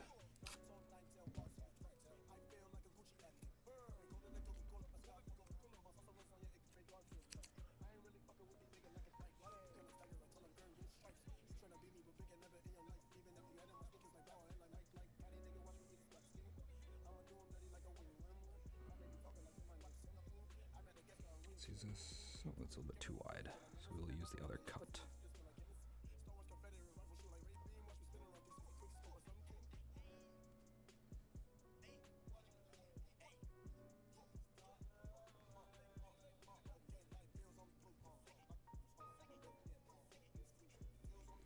So now we're just doing the, what people dub Band-Aid mod. Some people do it, some people don't. It just helps dampen another contact sound. Just like why we lubricate switches, you're dampening the contact between the stem and the sliders, or the housing of the switch. This, you're dampening the sound of the stabilizers smacking against the PCB. Some people don't mind the sound. I think I like muting it a little bit. But some people do like the sound, because it is a solid sound.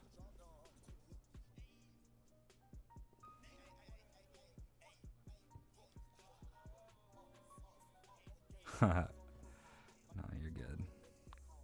Currently, for commissions, I'm not charging much, if anything at all, just because I'm still... it's more beneficial to me to have more content currently to post than it is to charge people and then have people, you know, be turned away by it. If there is a point where I feel like I can charge like big commissions, like I've had people insist on tipping me, which I'm totally fine with. But pretty much everything I've done so far has been at cost. Obviously if shipping, but I mean, I know you live in Minnesota, so we could just meet up. That's not a problem. But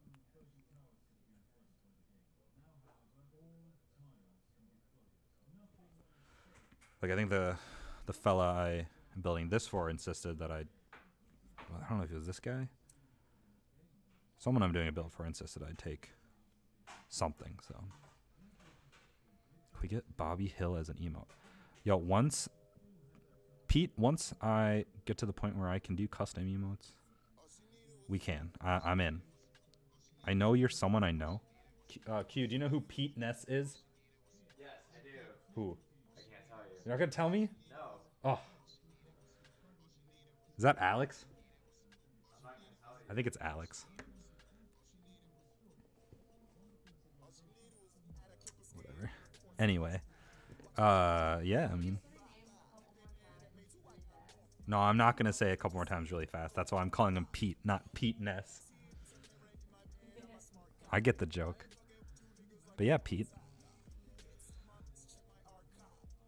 Get some Bobby. Yeah, I think it is too, Lance. But I'm uncertain.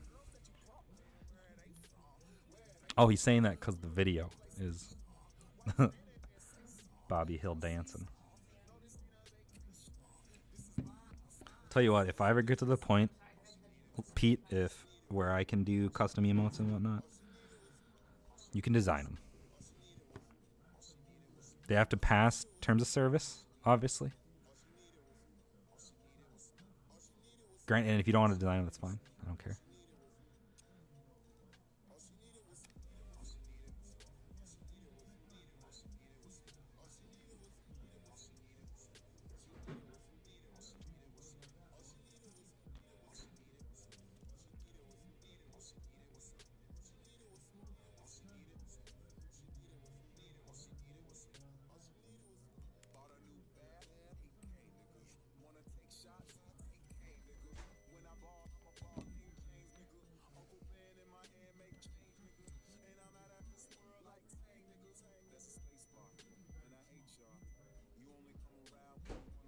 But yeah, so I'm basically funding one build a week myself, and I turn around and like sell it at cost, more or less, just to keep content rolling. Because like one build allows me a stream, a sped up, build stream for TikTok and Instagram, a few YouTube videos, typing tests, whatever. And so any additional stuff I get on top of that is just a bonus. All right, Lance. Hey, nice. I'll drop by when I'm done. If you have time, what did you get? Your new setup. What did you... Assuming like that means some sort of computer upgrade, potentially? If you have time, I'd love to see the spec. If not, I'm sure I'll catch you later. Okay, so the Band-Aid mod is all done. Just gotta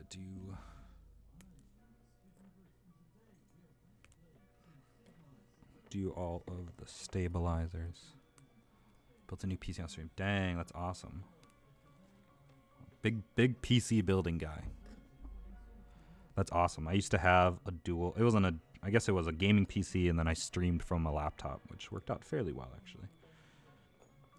Like I used to have an Elgato capture card or whatever. That's sweet, man. I've built many a PC. Always a good time. Although I'm sure every generation always says, oh, this new generation is easy. But I'll build my fiance's cousin's PC, and like AMD has stepped up their stock cooler game.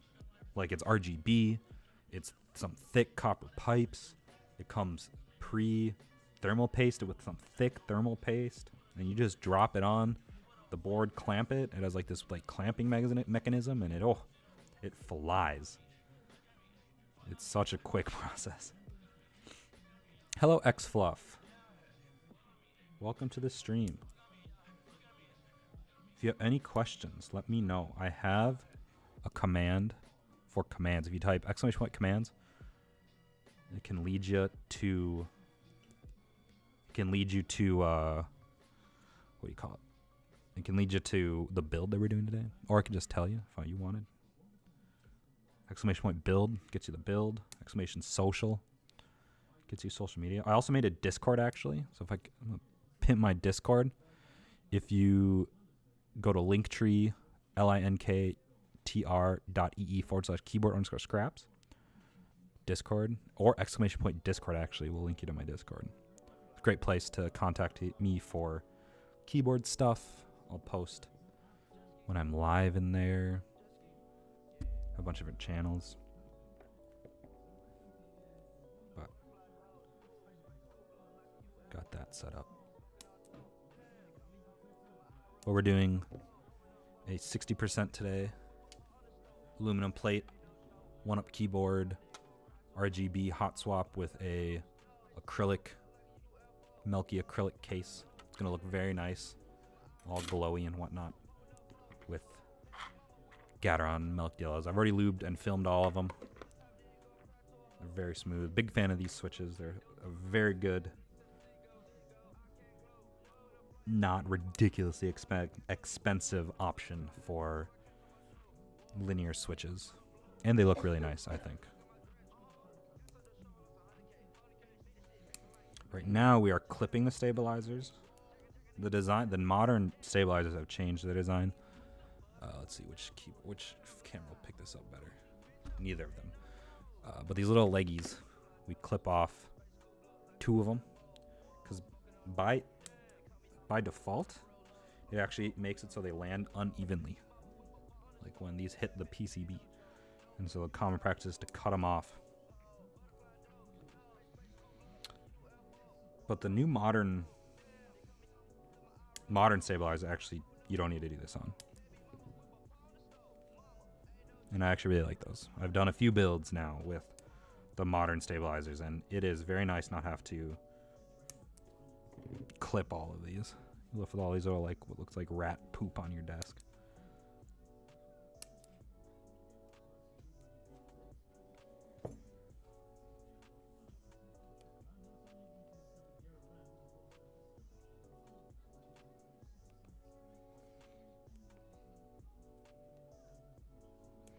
Unfortunately, I have some 205 grade 0 still left over, and I think I have enough to lube these stabilizers. If not, I am going to lube the spacebar 205 grade 0 at least. So I'll do that one first. Then probably enter and backspace are going to be the order. And then if I run out, I'll use dielectric grease or 3204 for the remainders.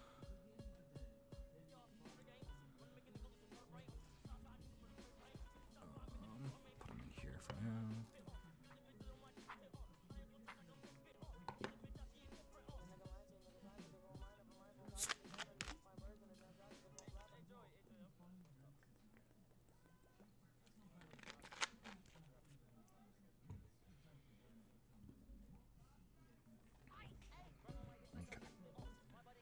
Where's my grabber tool?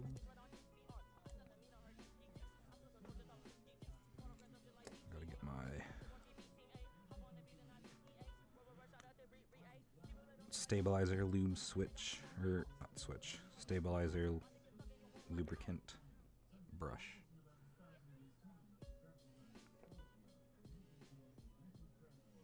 I might only do the spacebar with 205 grade 0. So I don't know if I have enough to do everything.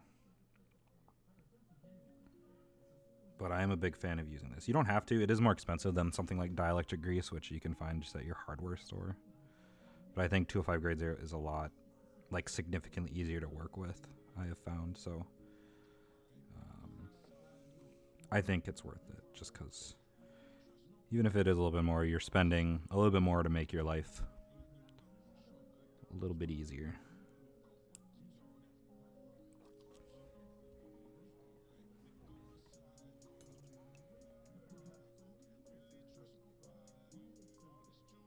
Yeah, I might only have enough for the spacebar, which is arguably the most important, so. I don't think it's arguably. I mean, like, it's probably the key that most people press the most.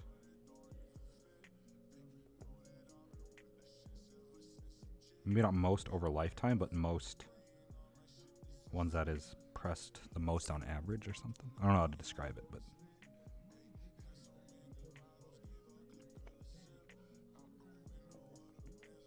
because I bet your vowels are your most hit, right?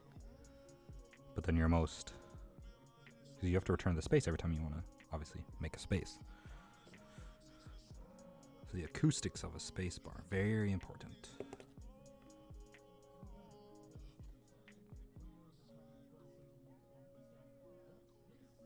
This is actually left over from my, I used 205 grade 0 in my stabilizers for my DM87, and then I also used this for all my switches in my Acrylic Alice, my creams. So we will give special attention to the spacebar Stabilizers.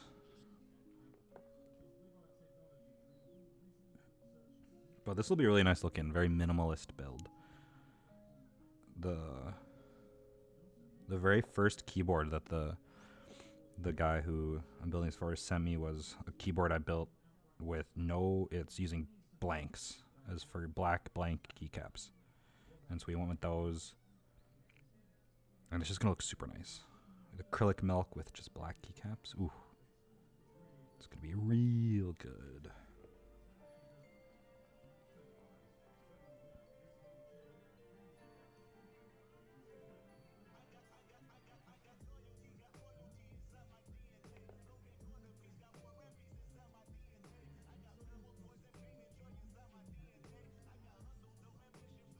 I have a big jug of 205 grade 0 coming though.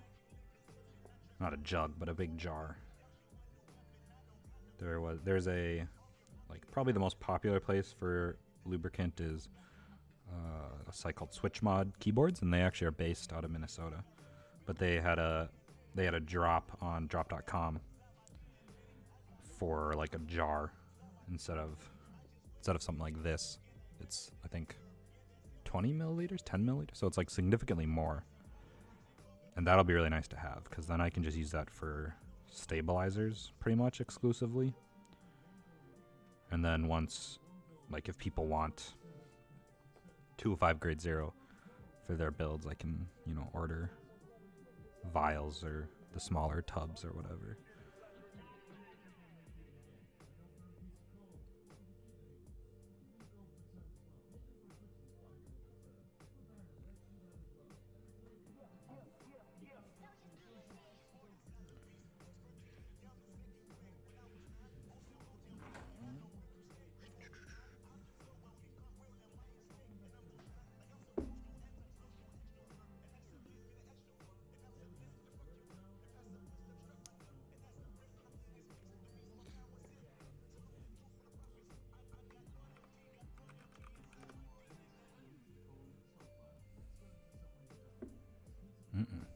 My stuff isn't working. Uh-oh.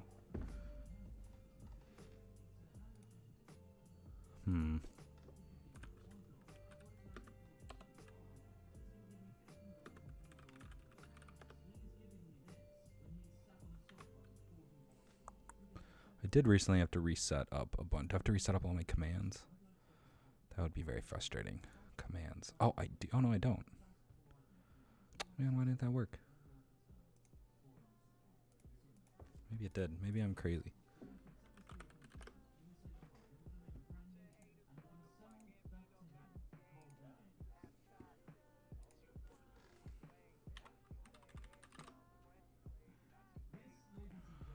Ooh, why isn't this working?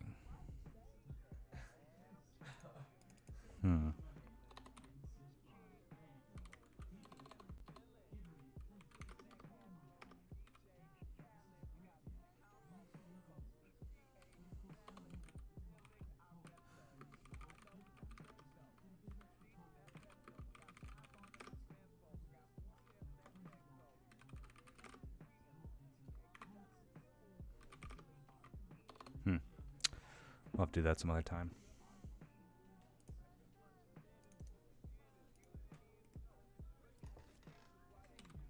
Anyways. There are some of my social media stuff. Discord server, YouTube, Twitch, Instagram, TikTok, Telegram group, Twitter. I got it all. At least everything I find at least mildly important. Telegram group is wishful thinking. I'd love it if Telegram was the main way. But I understand the appeal of Discord over it.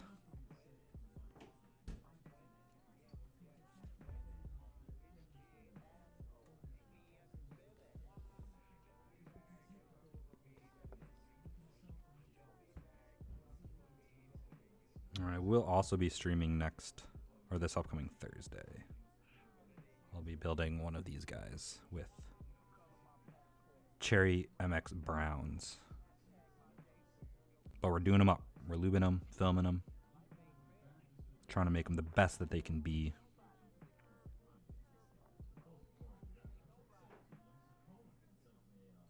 Because Because one of the things I've definitely heard in my time is browns are underrated and are a good switch once lubed. Not just like okay, but actually good. And plus, I think they sound pretty good when they're all done up. I mean, a lot of switches are good sound good when they're done up. So that's not super unique to browns, but I think it'll be worth checking out.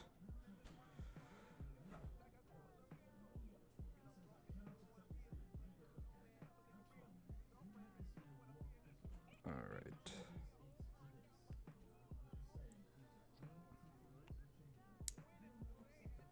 Ooh.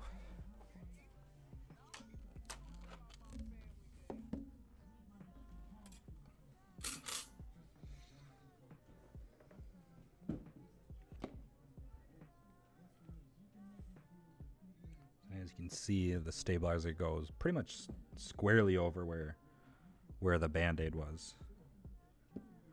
And now, gotta grab one of our washers, one of our screws, and our screwdriver, which I'm using as a paintbrush stand. I should get an actual paintbrush stand. I feel like that'd be beneficial. Huh?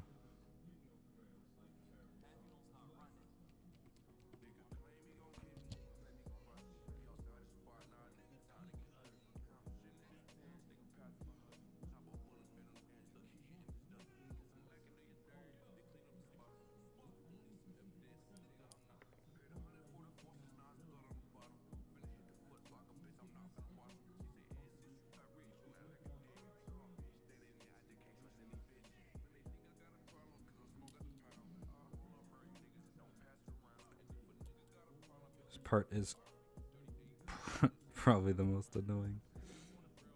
It's getting all the little washers and screws into the stabilizers. So now we gotta test them.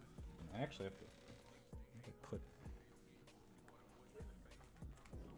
Like I said, we got very minimalist sort of build. All black. No. All black, no letters. I'm a big fan of this aesthetic, but that's also because I'm fairly proficient at touch typing, so I don't actually need any of the characters, but I understand that isn't definitely not for everybody. Oh, gotta go switch.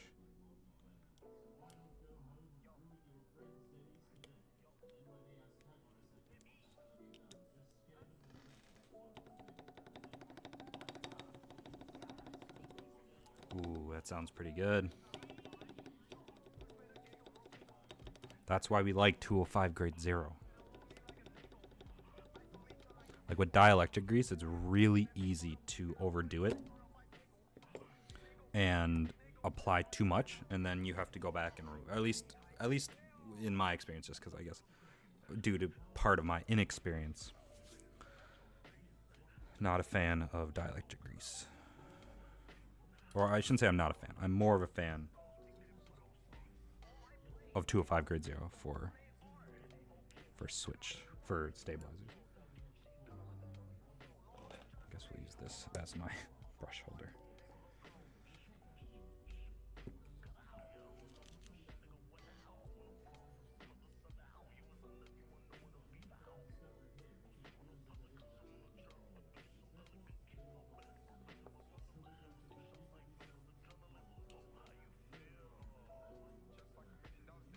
I actually have some 205 grade 0 left over.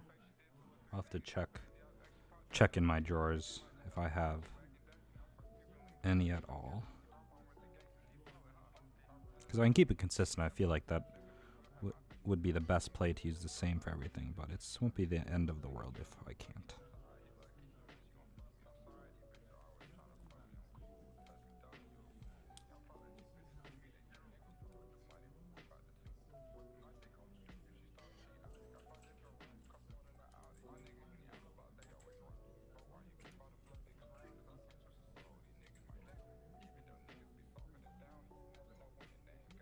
Oh, and if you're interested in the music, this is Smooth Sounds playlist. It's lo-fi remixes of popular songs.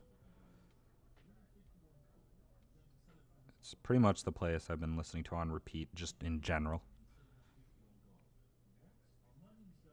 Kind of, I don't know. Some people aren't a fan of it because it's, I wouldn't say it's lazy remixes. I mean, it is literally, like, it's lo-fi. It's supposed to be lazy-ish, but I like them. Lets you disguise songs to be chiller than they are, which I think is fun. Okay, I think this probably could do one more set of these. Albert Games GD. Hello, Albert Games GD. Welcome to the stream. Thank you for the follow. I don't have my goal bar anymore, but every follow is marching towards my goal, which is 100 by the end of 2020. I think 100 from the point I started, which was at like 30. I think we're at like 70 now or something. It's like 130 or something by 2020, which I feel like is doable. Some may say that is too low. But if you set your bar low. Ooh, 200 cherry reds. I mean, what is that, like 10 bucks? I'm just kidding. That's obviously more than $10. It's like, what, maybe 40? I'm actually doing a cherry red build Albert's Games. I'm doing a lubed and filmed TKL with cherry reds. We're doing a budget build. With the stereotypical gamer switch, doing red LEDs. We're doing putting keycaps so those red LEDs really shine. We're doing red film. We're doing red switches. I'm going to spray paint the plate red. So everyone knows, oh, that's a gamer's keyboard. That must have cherry reds in it. It sounds like I'm being sarcastic, which I am sort of, but I am also being serious. What are those 61 cherry reds going in? GK61 or something of that line.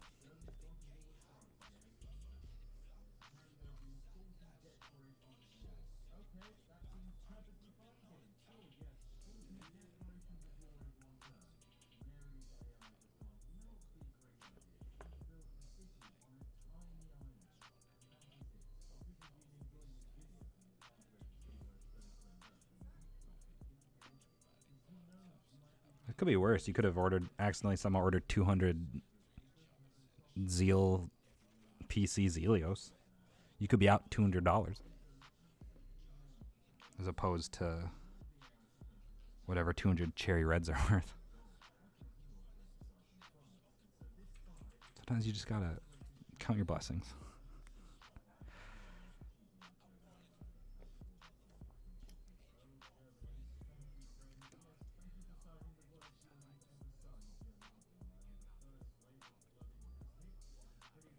This will probably be my most well scraped out vial of lube this year.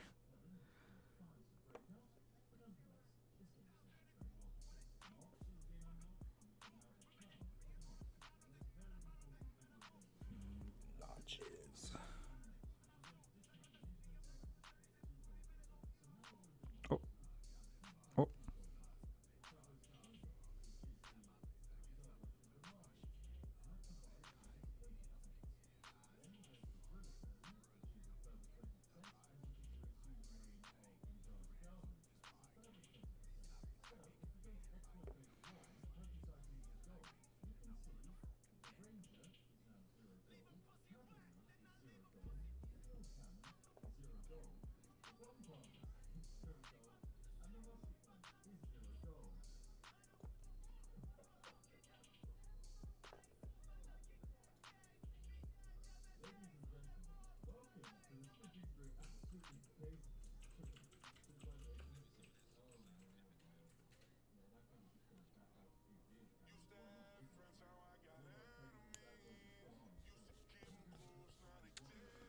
see, so spacebar.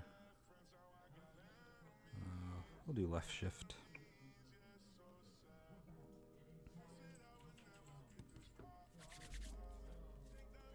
Oh, all the grease.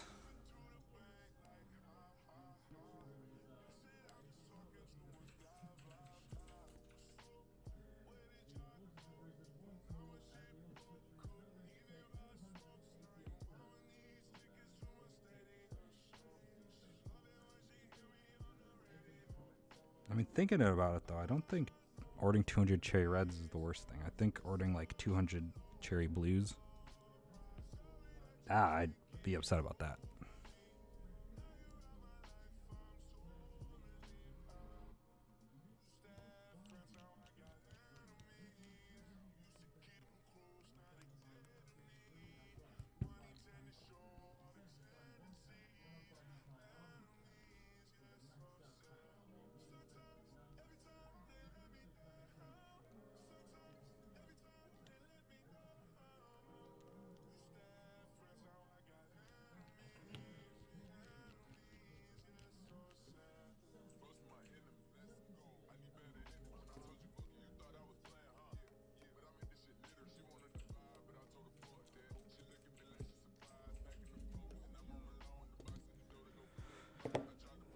All right, let's do another test.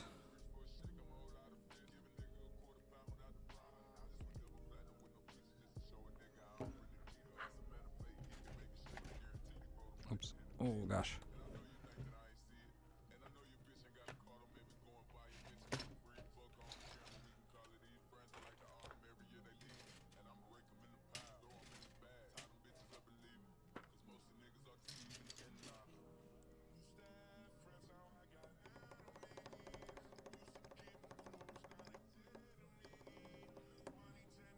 Good to go. All right. I think we're not going to test anymore. We're just gonna gun it and go, go, go. Try and get this hammered out.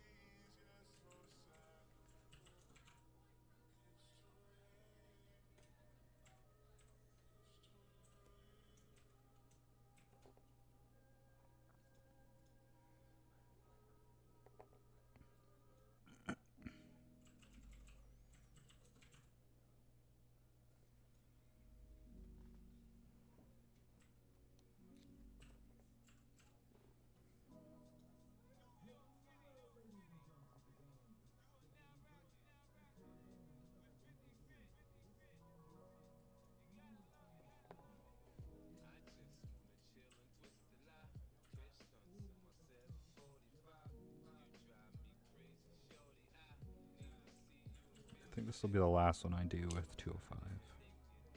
I keep saying that, but it just keeps kind of extending itself. So maybe this won't be the last one. Because we keep on getting a good amount each scrape.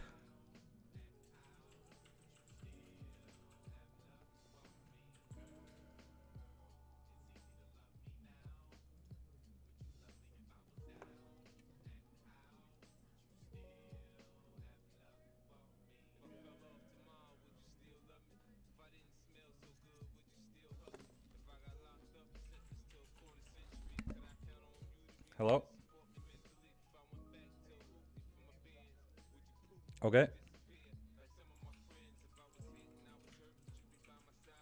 Do 113.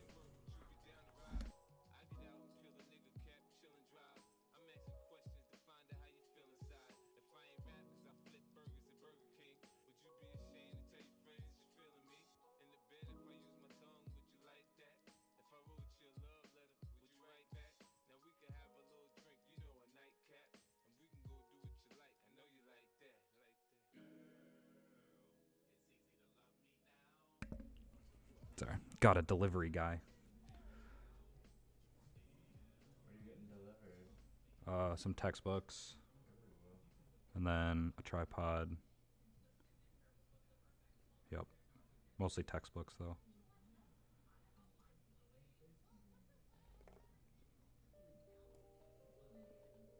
I don't think any of them are actually textbooks. Technically, they're all just books, but they're the text that we're doing in class. So by that, I suppose they're textbooks. It is annoying because Amazon's new fleet of drivers, they're so new, or they're Amazon like Uber Amazon sort of setup where they're contracted daily. They don't know the building code and they don't know how to get into the package room. So like the ones that deliver at 8 p.m., the office isn't open. So they can't ask them. So a lot of times they'll just be like, oh, we couldn't deliver it.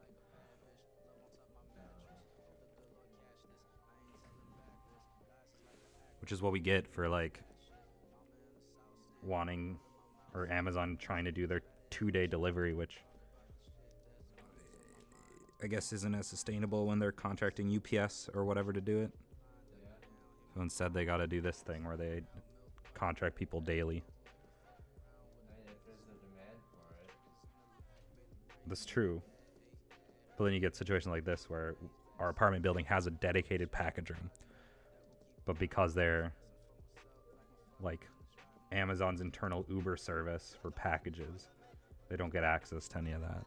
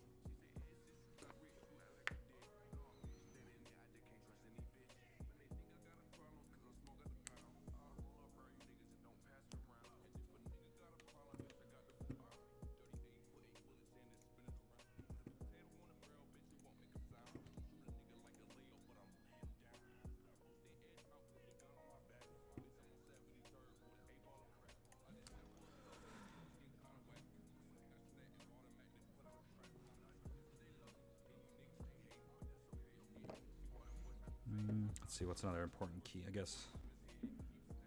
Backspace or enter. Oh, oh.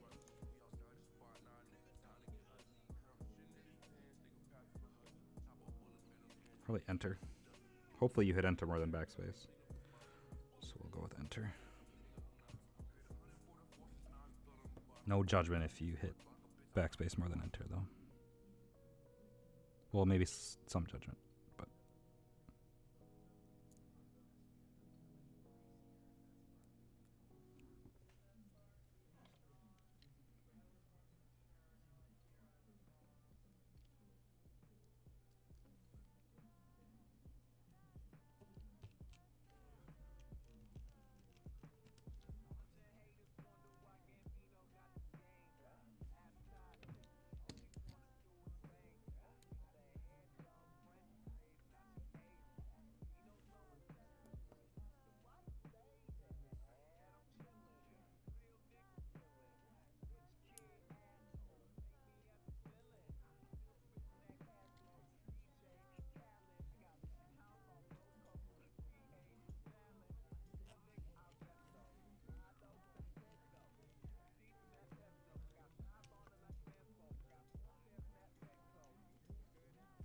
Okay, maybe this will be the last one I do with 205. But it just keeps on producing enough. So we're made it this far. I'm gonna try my hardest to do it all with this. That's one thing I definitely don't like about how One Up Keyboards does theirs. And I know the bins, like the little tiny jars, are probably more expensive, but I would be willing to pay slightly more for not a vial. Just because getting the last little bit out of this vial is significantly more annoying than getting the last little bit out of a tiny tub.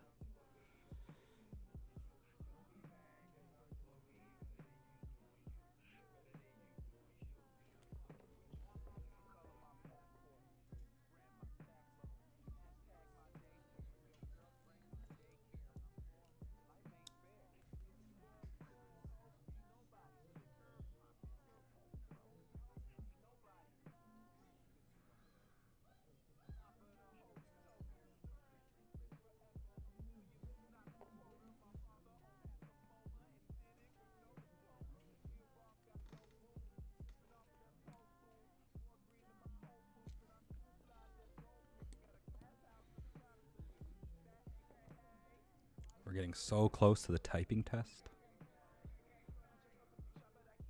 What most would consider the exciting part of this whole ordeal. I would tend to agree.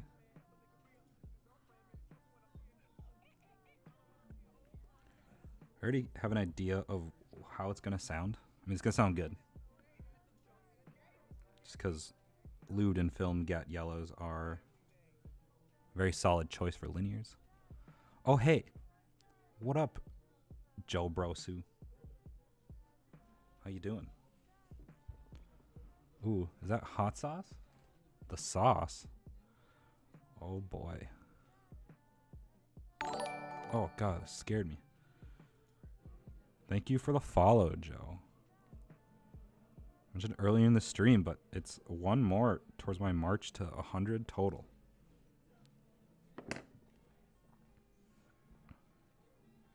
I think we're past 50 at this point.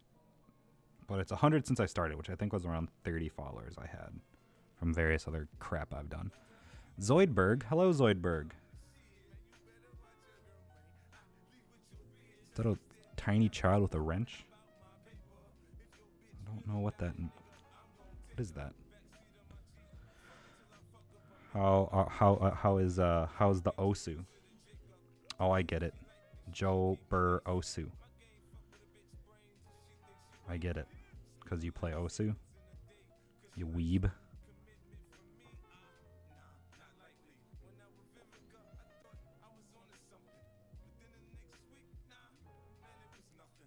Tarkov? Oh yeah, man. I've been watching a good amount. There's a I don't know if I guess he's a streaming out Bruce Green. He's been playing that a bunch. And it looks fun. I actually have owned it for more than like probably 2 years now. Or I purchased it a long time ago, but I only knew one other person that was into it. And they convinced me to buy it, and I never played it. I think I got frustrated with the game does because like their site crashed or something. I tried to buy it a long time ago and charged me twice, and I was like, ugh, the worst. And so I didn't play it for a long time, but it seems to be the new wave right now.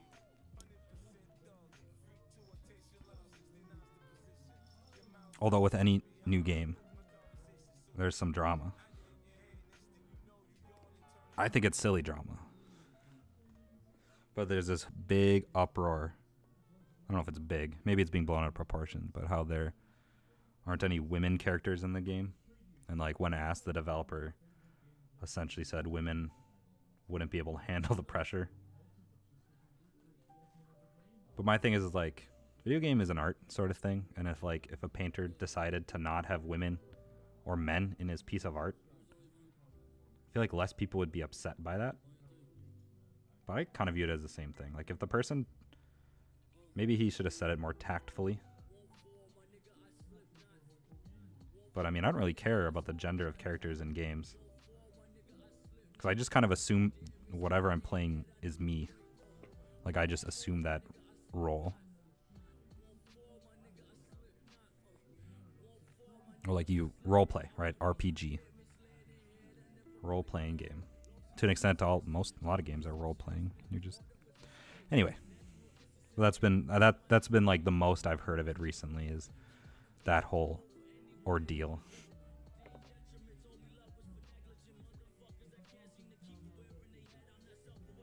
But it looks like a very fun game. I feel like I would be terrible at it. And being bad at games sort of frustrates me, to be honest. I'm bad at a lot of games. But it's one of those things where like I know I could be good at, because in the past I've been good at shooters, but then I also realized like that was when I had so much time and I played every day for 4 or 5 hours for years. And I was terrible for years.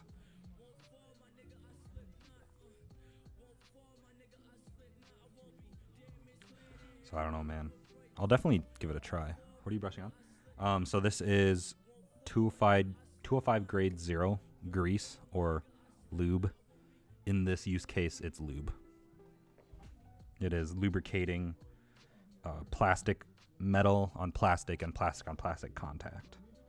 Basically makes for a silenter and I guess arguably better typing experience. But it's very common practice to lube your stabilizers and lube your switches. Technically it's grease, but the use case is lube. And it's more fun to say, hey, I'm lubing my stuff. For reasons that I won't go into because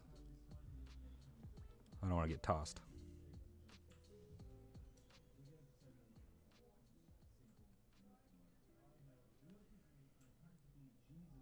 Also weird statement to say I have a favorite kind of lube. Brass plates. I love brass plates. Love them. I think they look super classy, and I love, like, so I went in on drop.com's Inver Pandas and Halo True switches. So I'm getting Inver Panda switches and Halo True switches, and I will be making my own Holy Pandas. And I'm planning on getting a brass plate, some sort of metal housing, so aluminum. Is probably where I'm gonna go because I don't have money to get a brass plate made, or a brass housing made, or stainless steel or whatever. So I'm gonna be doing aluminum, but I'm definitely doing a brass plate with the Pandas.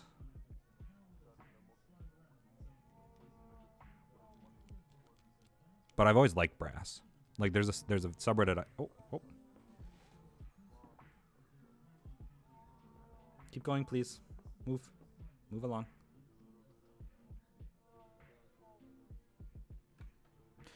I lost. Yeah, that is Cat Sam.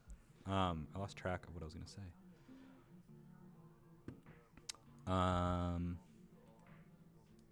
So anyways, I have a build planned out in my head basically for. I have a build planned out in my head for my Pandas,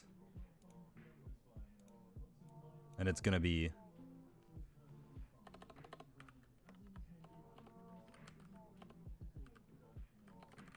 And it's gonna be for sure. It's gonna be brass plate.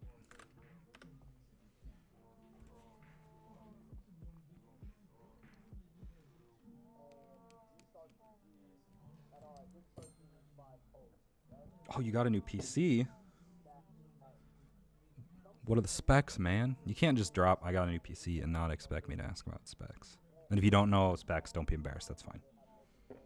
Yeah, it's not crucial information. It's just the next question. You know, when you say you got a new PC, what are the specs? Ooh, a 2080? My man's balling out.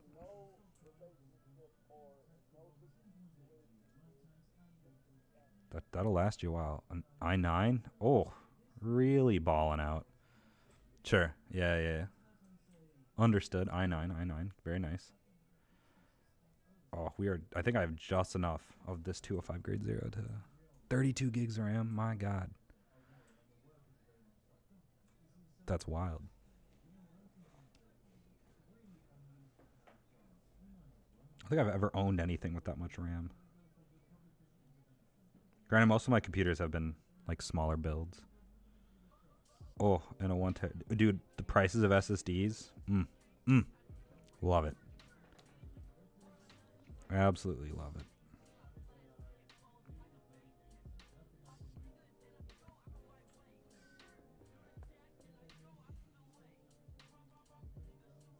Nice, man. That's super cool. They are. So, do you still have your old computer? Do you have 2 computers, man? Are you doing a dual streaming setup for Osu and Tarkov? Did you have a brother? Did you give it to your brother? I swear you had a brother. Maybe you gave it to your brother.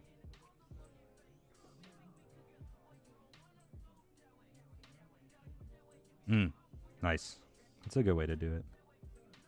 My old computer, one of my buddies is borrowing, which seems to be for indefinitely. Because he said he would get new parts, but it's been like 6 or 7 months, so he still has it. I would like it back eventually because I want to make it a server for Plex and for some other stuff, but it's not a big deal. But right now I'm running my computer basically 24/7 because I want to keep my Plex server alive.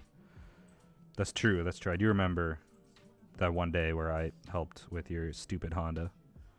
I mean, your nice Honda Accord. May it rest in peace. Tarkov sesh? Yo, no worries, man. Have fun. I don't know. Do you win? Should I sound like an old grandpa? Like, I hope you get your winner chicken dinner. You know, that's like 23 games old at this point, and no one understands the reference. Makes you a grandpa, basically.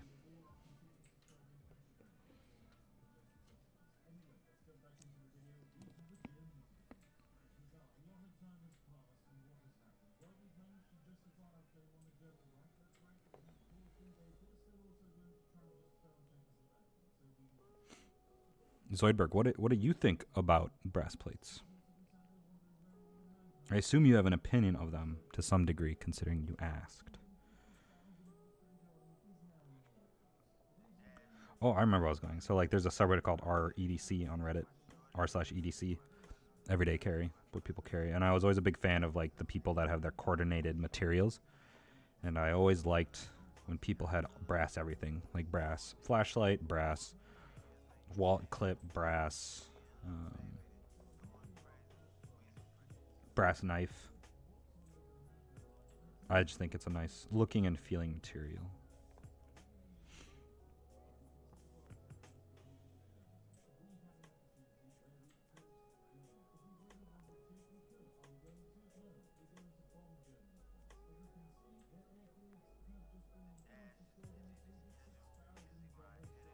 Oh, we are running super low, but we are so close to being done with these stabilizers.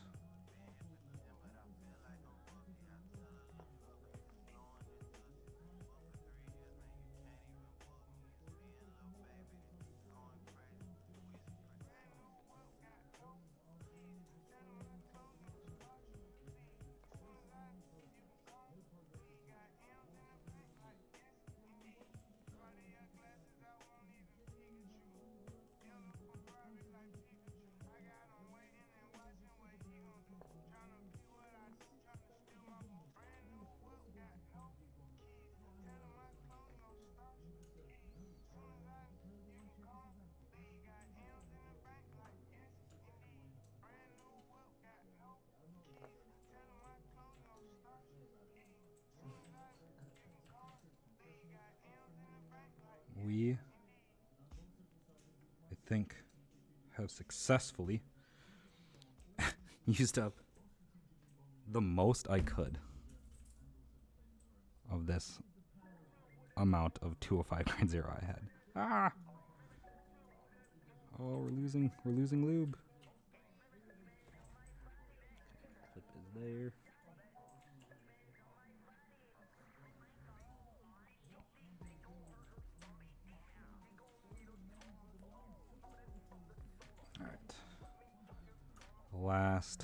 The last scraping.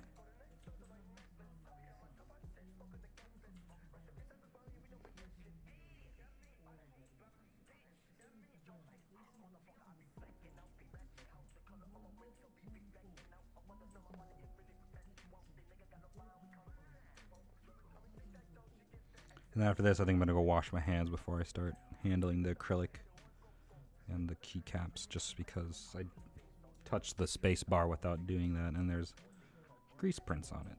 So that's not great.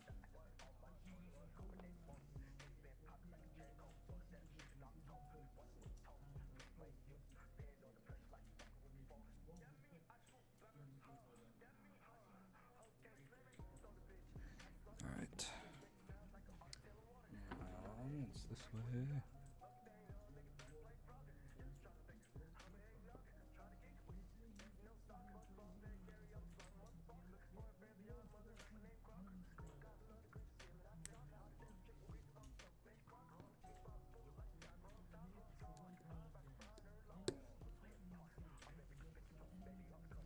Excited for when I'm ever able to get a.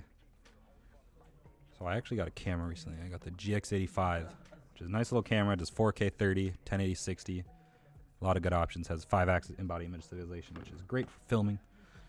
But I'd love to eventually make that be a streaming camera. And then I'd get the GX85, which is like its big brother for videos and photography. But then delegating one of these webcams to Cat Cam. Sammy's just so cute. She's sleeping like right off my desk in our little. I don't even know how she found it, to be honest, but it's probably the warmest spot in the house relative to size. Because it's got my roommate's computer to left, router, and switch that she uses as a pillow, and then my computer is on the shelf below.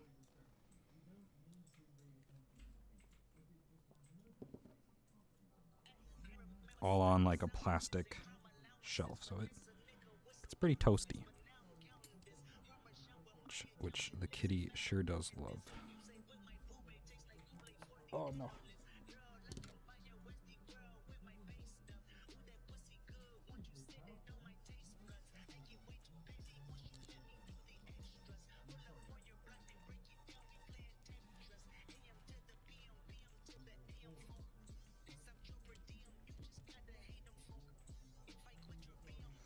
Technically need the washers, but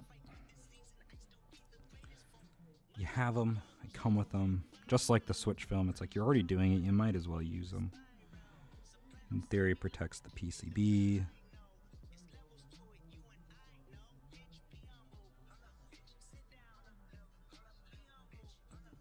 If it was a personal build, I might cut that corner, but not a personal build.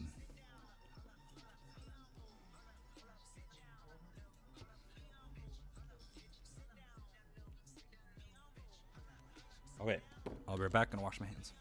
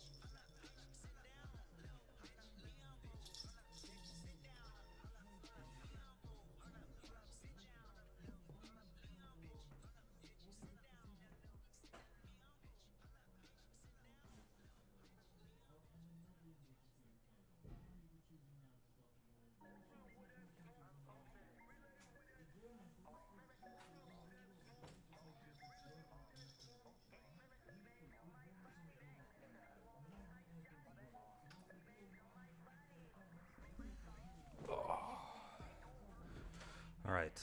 Hello, hello. We're back. Clean hands. Oh. Earbuds falling apart. I guess I can't complain too much. These are $20 IEMs. I expected nothing and came out on top because they're pretty slick. Okay, this is exciting. All right, actually we're gonna clean up a little bit. I'm touching the things that I just, okay, put that away. Keep these out, need that. Don't need that. So in theory I don't need any of these. Space bar still needed. Need this stuff. Okay. So, what is that noise? Is that Hinata and her ball? Whatever. All right. So acrylic case. Like I mentioned before, it's not a super thick acrylic, and it's low profile, which does aid to its like $40 price point. Because thicker acrylic, it's gonna be more money. But this is a pretty good start if you want a nice LED light up keyboard.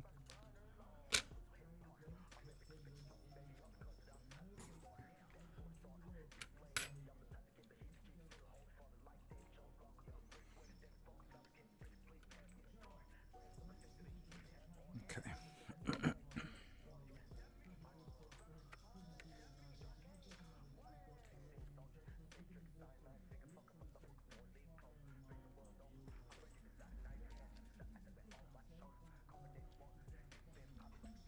When you're fitting a PCB, you don't want to tighten everything down, just like with a lot of other things where you're screwing stuff in. You don't want to tighten down the first stuff really far because you kind of want some wiggle room, which is exactly what I'm going to be doing because we want wiggle room.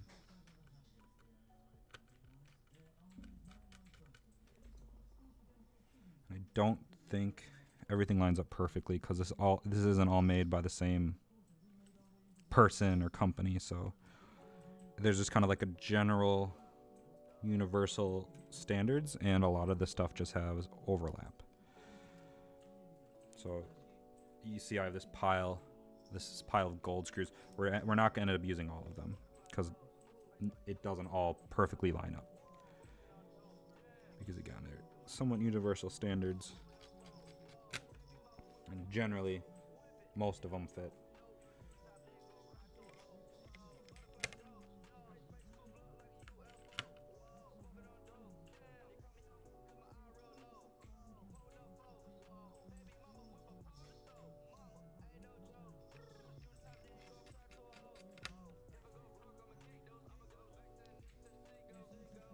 Really, you just don't want your plate to move.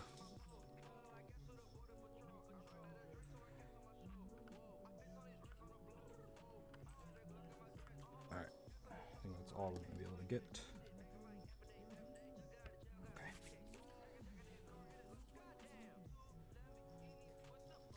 Okay. Oh.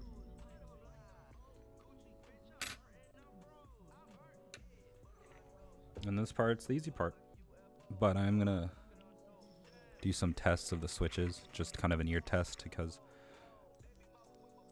you ideally want like your space bar to be the nicest sounding switch, and there are subtle differences, but you want to kind of, or at least what I usually try and do is I usually try and find like the nicest sounding ones, in my opinion.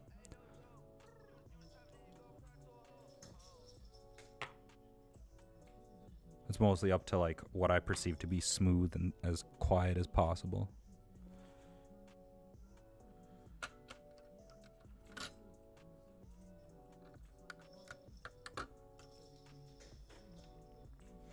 And then after that, it's kind of just plug in as you go.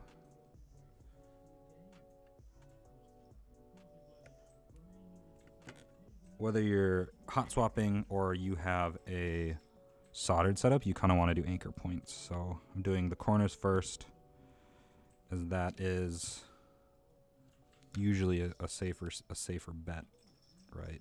Is if you can get your corners in a good position, in a good spot, then everything else will go in a lot easier.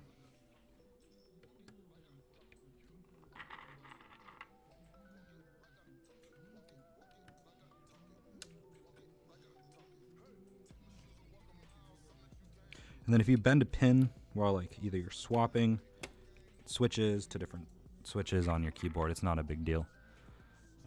you just want to try your hardest to not do it, because if you bend a pin too many times, you do run the risk of breaking it. Oh, and another thing I usually would do, and I guess I'll bring it up, and as we are running through, is normally you'll want to test your PCB. Oh, hello, Joe. Maniponymous, my mod. You want to bring up, it's called switch hitter. If you search up switch hitter EK, it'll bring up this program which lets you test sockets just to make sure your soldering is up to snuff, or your, ooh, look at that. Just to make sure everything's up to snuff. So our backspace works, equal signs works, escape works, our left control works, spacebar works. So far, all of our sockets work.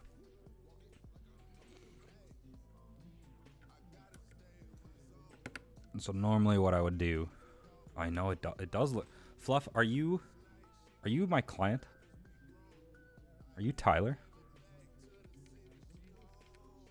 Or are you someone else who has found me through some other means? Okay. Awesome. Well, I'm glad you're here. I didn't mean to out you. I apologize. But I'm glad. Yeah, no, it's yeah, and you'll be able to change. I don't know the button combos yet for your menu shortcuts, but I will undoubtedly figure that out. And you'll be able to change around the colors and everything.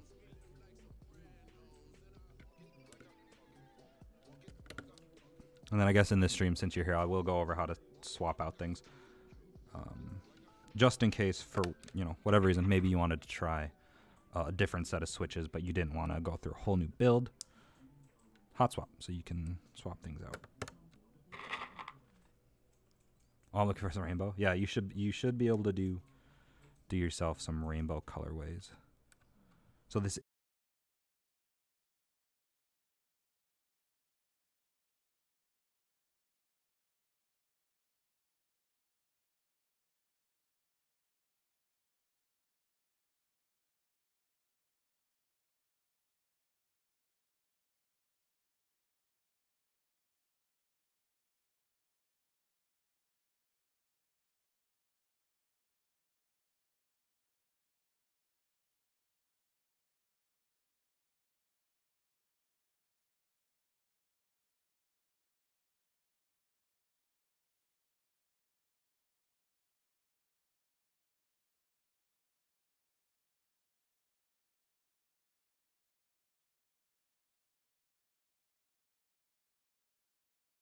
key LEDs. Yeah, Joe, no, it does. It definitely looks nice. There are options for less RGB. They do cost a bit more. Like the KBD 75E2, one I built for Micaiah and a few other people. It has a acrylic plate in between two aluminum plates, so it just has a strip of LED around. If that's more your aesthetic, but no, this aesthetic definitely is pretty nice. Oh, Indiana or Indian. I'm butchering your name probably, but welcome to the stream. My name is Sam. Keyboard Scraps. Keyboard_scraps on social media.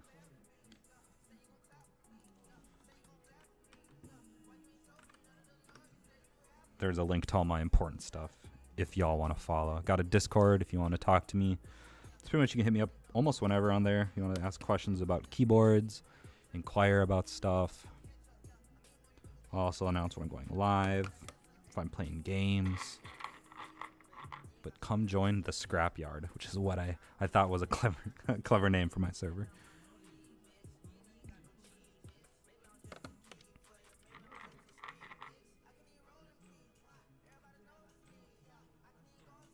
I was recently able to claim a proper URL.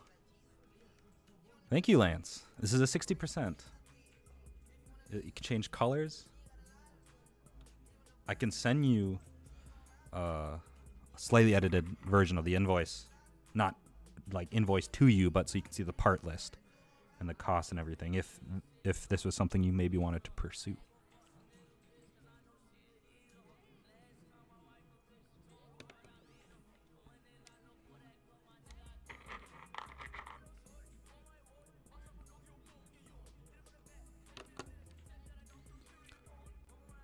Oh, my switch hitter isn't up. All right, so I think, so this button here, so this is, so Control, Windows, Alt, so menu key, you don't really need that, and I think menu is the function key.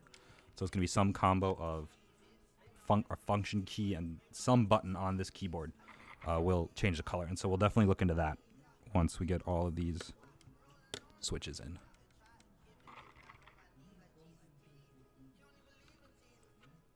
Fluff or Tyler, did you? I apologize.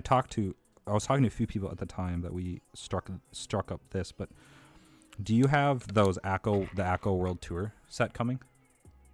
Like the pink and white, like not rose petal, cherry blossom theme set. Because I think that with like a pink hue would look pretty primo. But either way, the all black is going to look very nice as well. It's going to look kind of menacing with the red.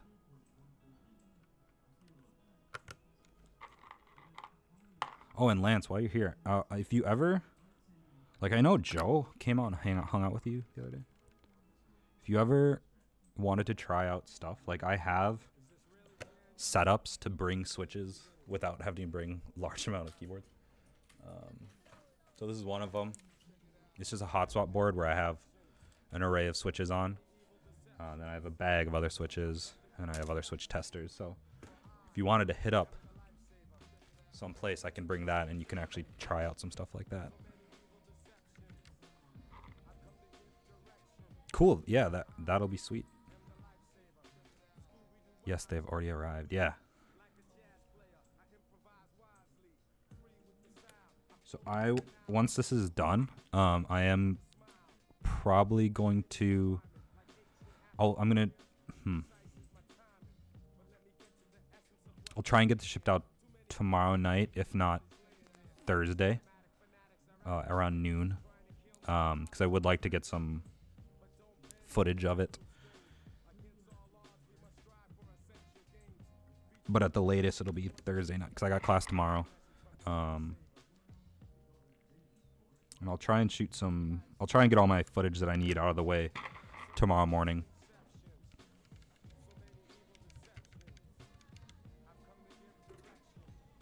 And then I can then potentially get it shipped out tomorrow night. So like right here, this one right here, I accidentally bent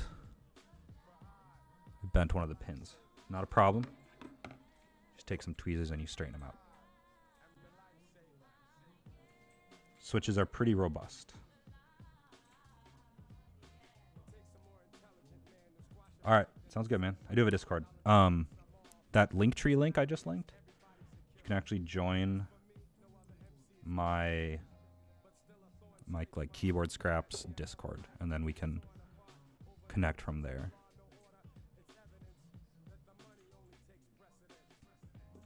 Or if you click the social media share description box if you're on PC below my Twitch channel, you should be able to join the Discord.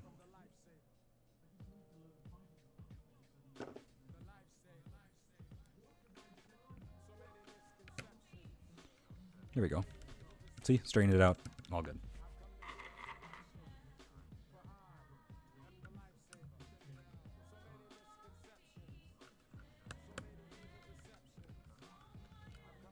Oh, dude, how do you like your new camera? I looked more into that. That thing is nuts, man. Full frame in that tiny little body. Whew. That is sweet, man.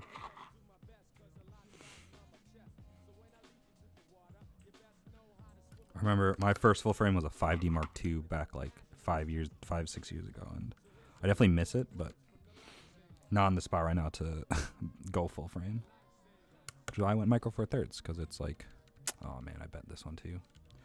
Because it's cheap, affordable, still some fairly good imaging. So actually, here's my GX85 I picked up. I actually haven't been using this lens that much. I've been using the 50mm lens, which is sweet. I got a 50mm FD from like, I don't know, the 80s or something, but I got it for super cheap.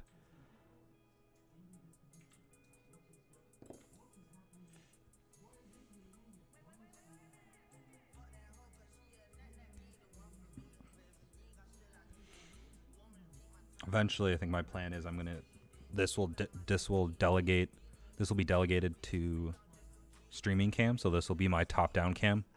I'll move one of my webcams to cat cam, and then for my YouTube and general photography, I'm going to get the GX85, or sorry, the G85, which is basically the GX's big brother. It has like more DSLR style body as opposed to the viewfinder body, and it has a external microphone jack, and I'll get that eventually.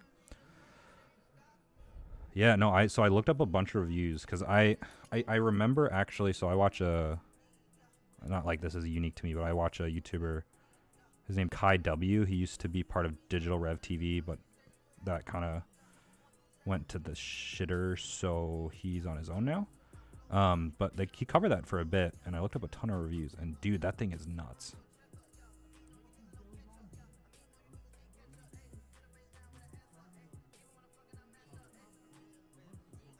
Might have to borrow a different Milky bottom for this one. We'll try this one later.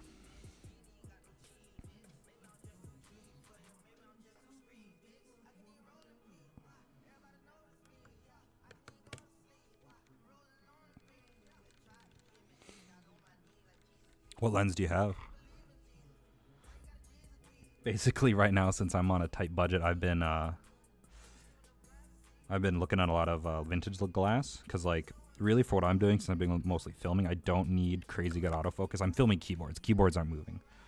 And there are a lot of really good old lenses that I can get for cheap with an adapter. It's fine that it's a dummy throughput adapter with no autofocus, because again, I'm filming a still subject. So that's kind of my strat on why I want it. But eventually I'd love to get a proper cinema cam, but that's like way down the road.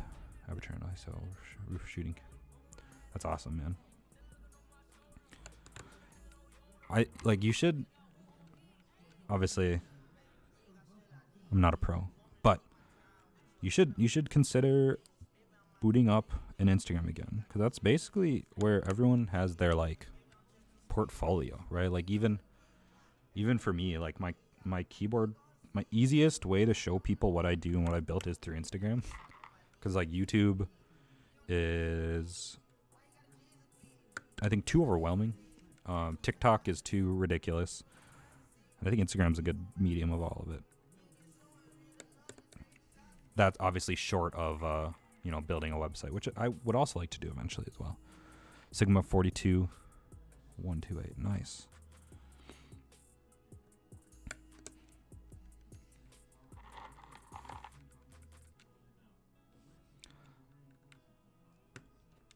The one thing I could see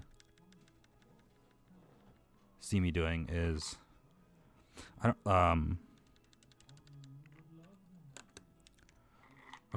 will more than likely be staying mirrorless, just because that's kind of where everything's headed. But I don't know, people have been trumpeting the death of Micro Four Thirds for a while, and it's still here and it's still doing pretty well. Even if it does go away, it's dang it. I could hear that one crunch.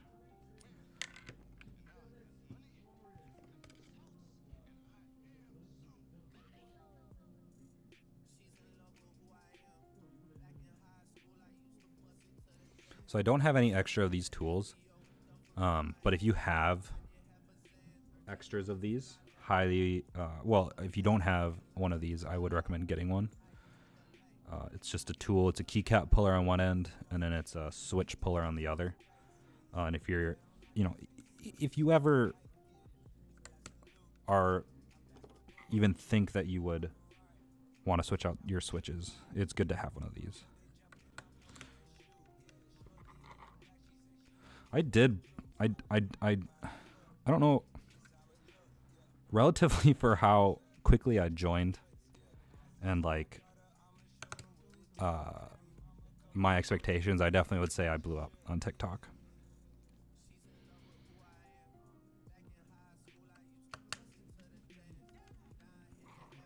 Like I think I just passed 11,100, which is pretty nutty.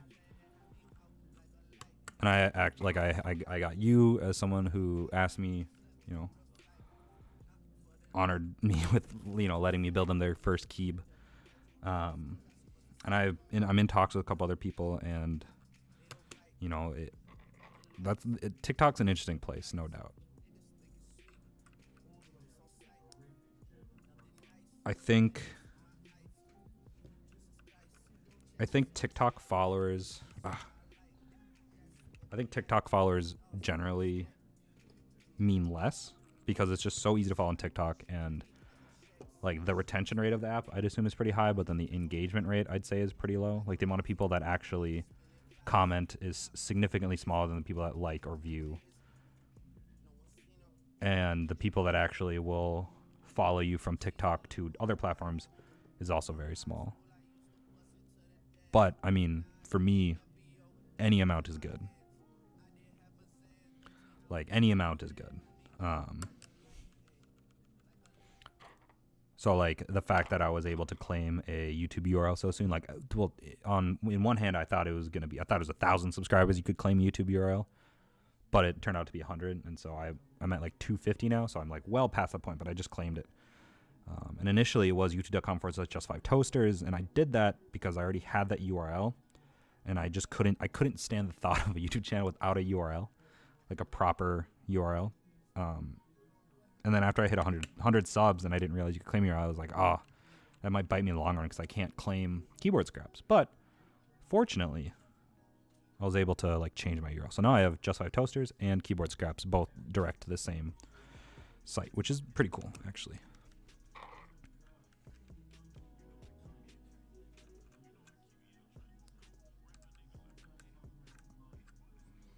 Okay, so let's see. This. Oh, okay. Here it is.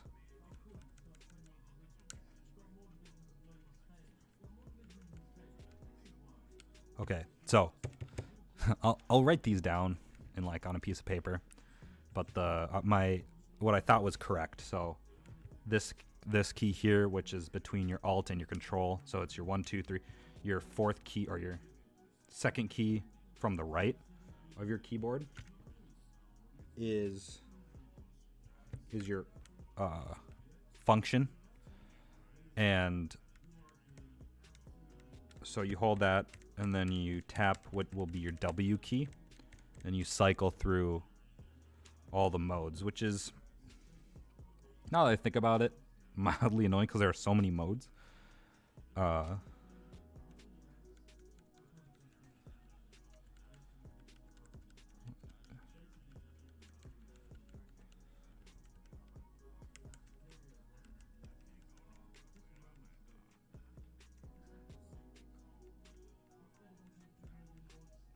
There, look, rainbow. Boom. Key, look at this. Ooh, that looks good. It's that acrylic.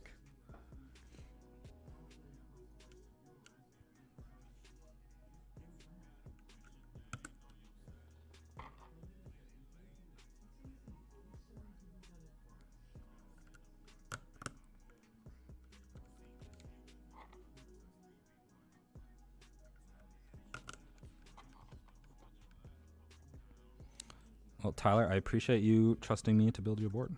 You're the first, my first internet-only client. Like most of the other people I built for, I met, or I knew in real life, or I at least met in real life before.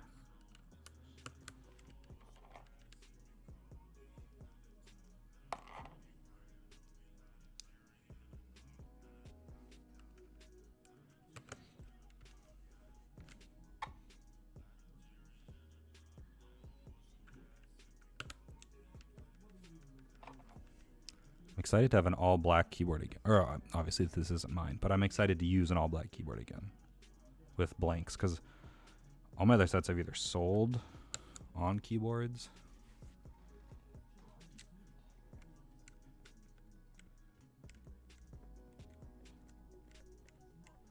just making sure everything is seated well.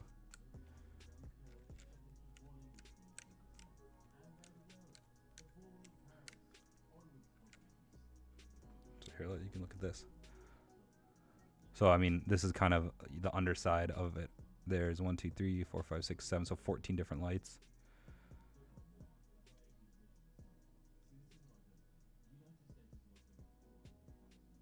Oh, my camera is having a field day with this. So these are the modes.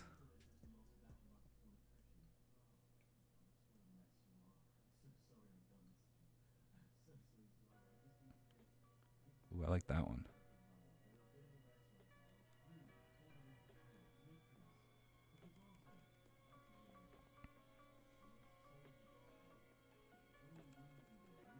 There has to be one to let you cycle. That's how it normally is. I'll have to look into that. What the proper controls are. I know, my camera is not liking the lights.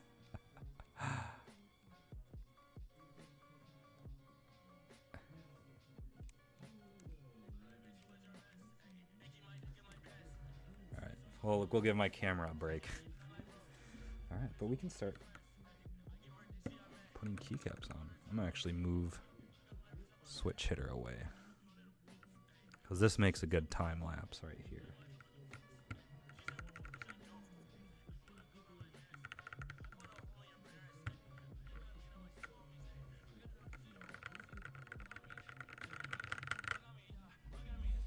Alright, we're gonna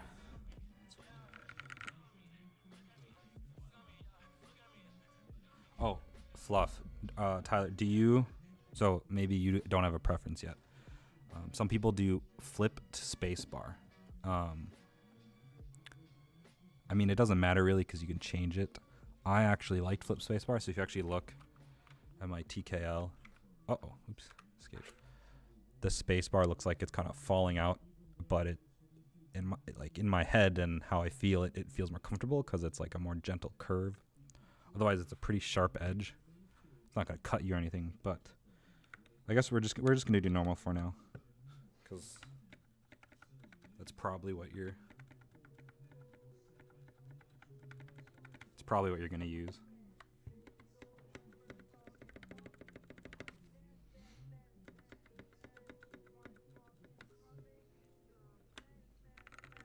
We might try putting some foam in here though. That's another common thing. People will cut out some foam and put it in the other way. Which other way? Like the normal way, small side down. So where it's like angled. So like this, where it's like backwards technically.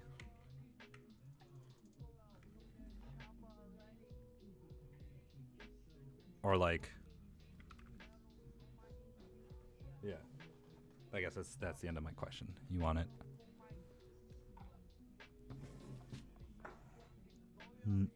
normal or backwards? It's hard to show on the unmarked keyboard.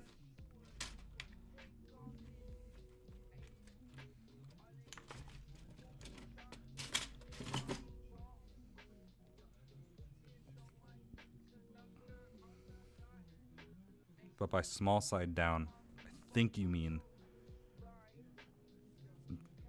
technically backwards.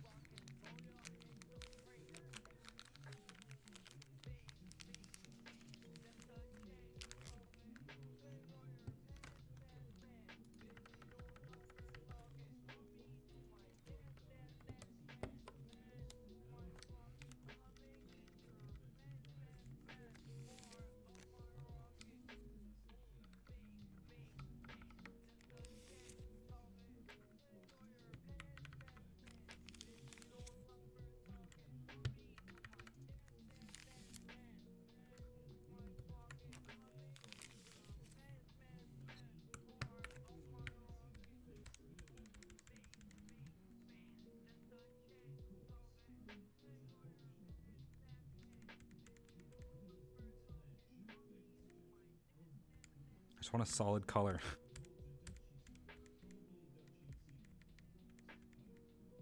Nope, nope, nope. I feel like with this you have to memorize your rotate. Okay. Oh, no. Stop it. Whatever. Also, I highly recommend if you ever take your keycaps off, please, like, I don't have anything to give you to organize it. I guess I will send this bag. Just slot them back in the correct row, because the thing about these profile keycaps, I think these are Cherry or OEM. Each row is a different height for optimization reasons. And it is a pain reorganizing blank keycaps. So I will send this bag with, in case you ever take these keycaps off. I highly recommend that you you make sure you sort them correctly when you take them apart.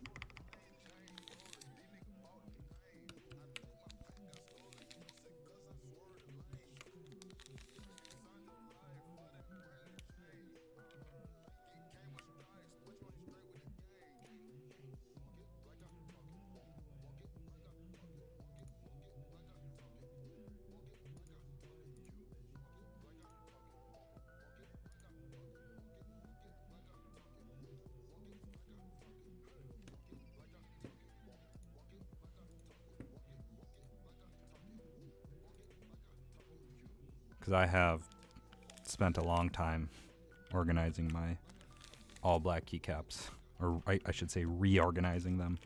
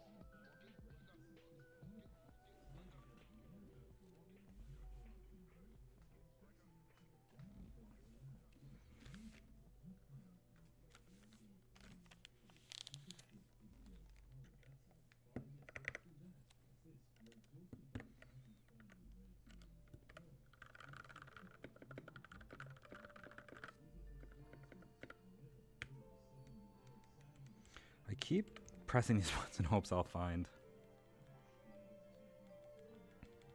the single color mode again.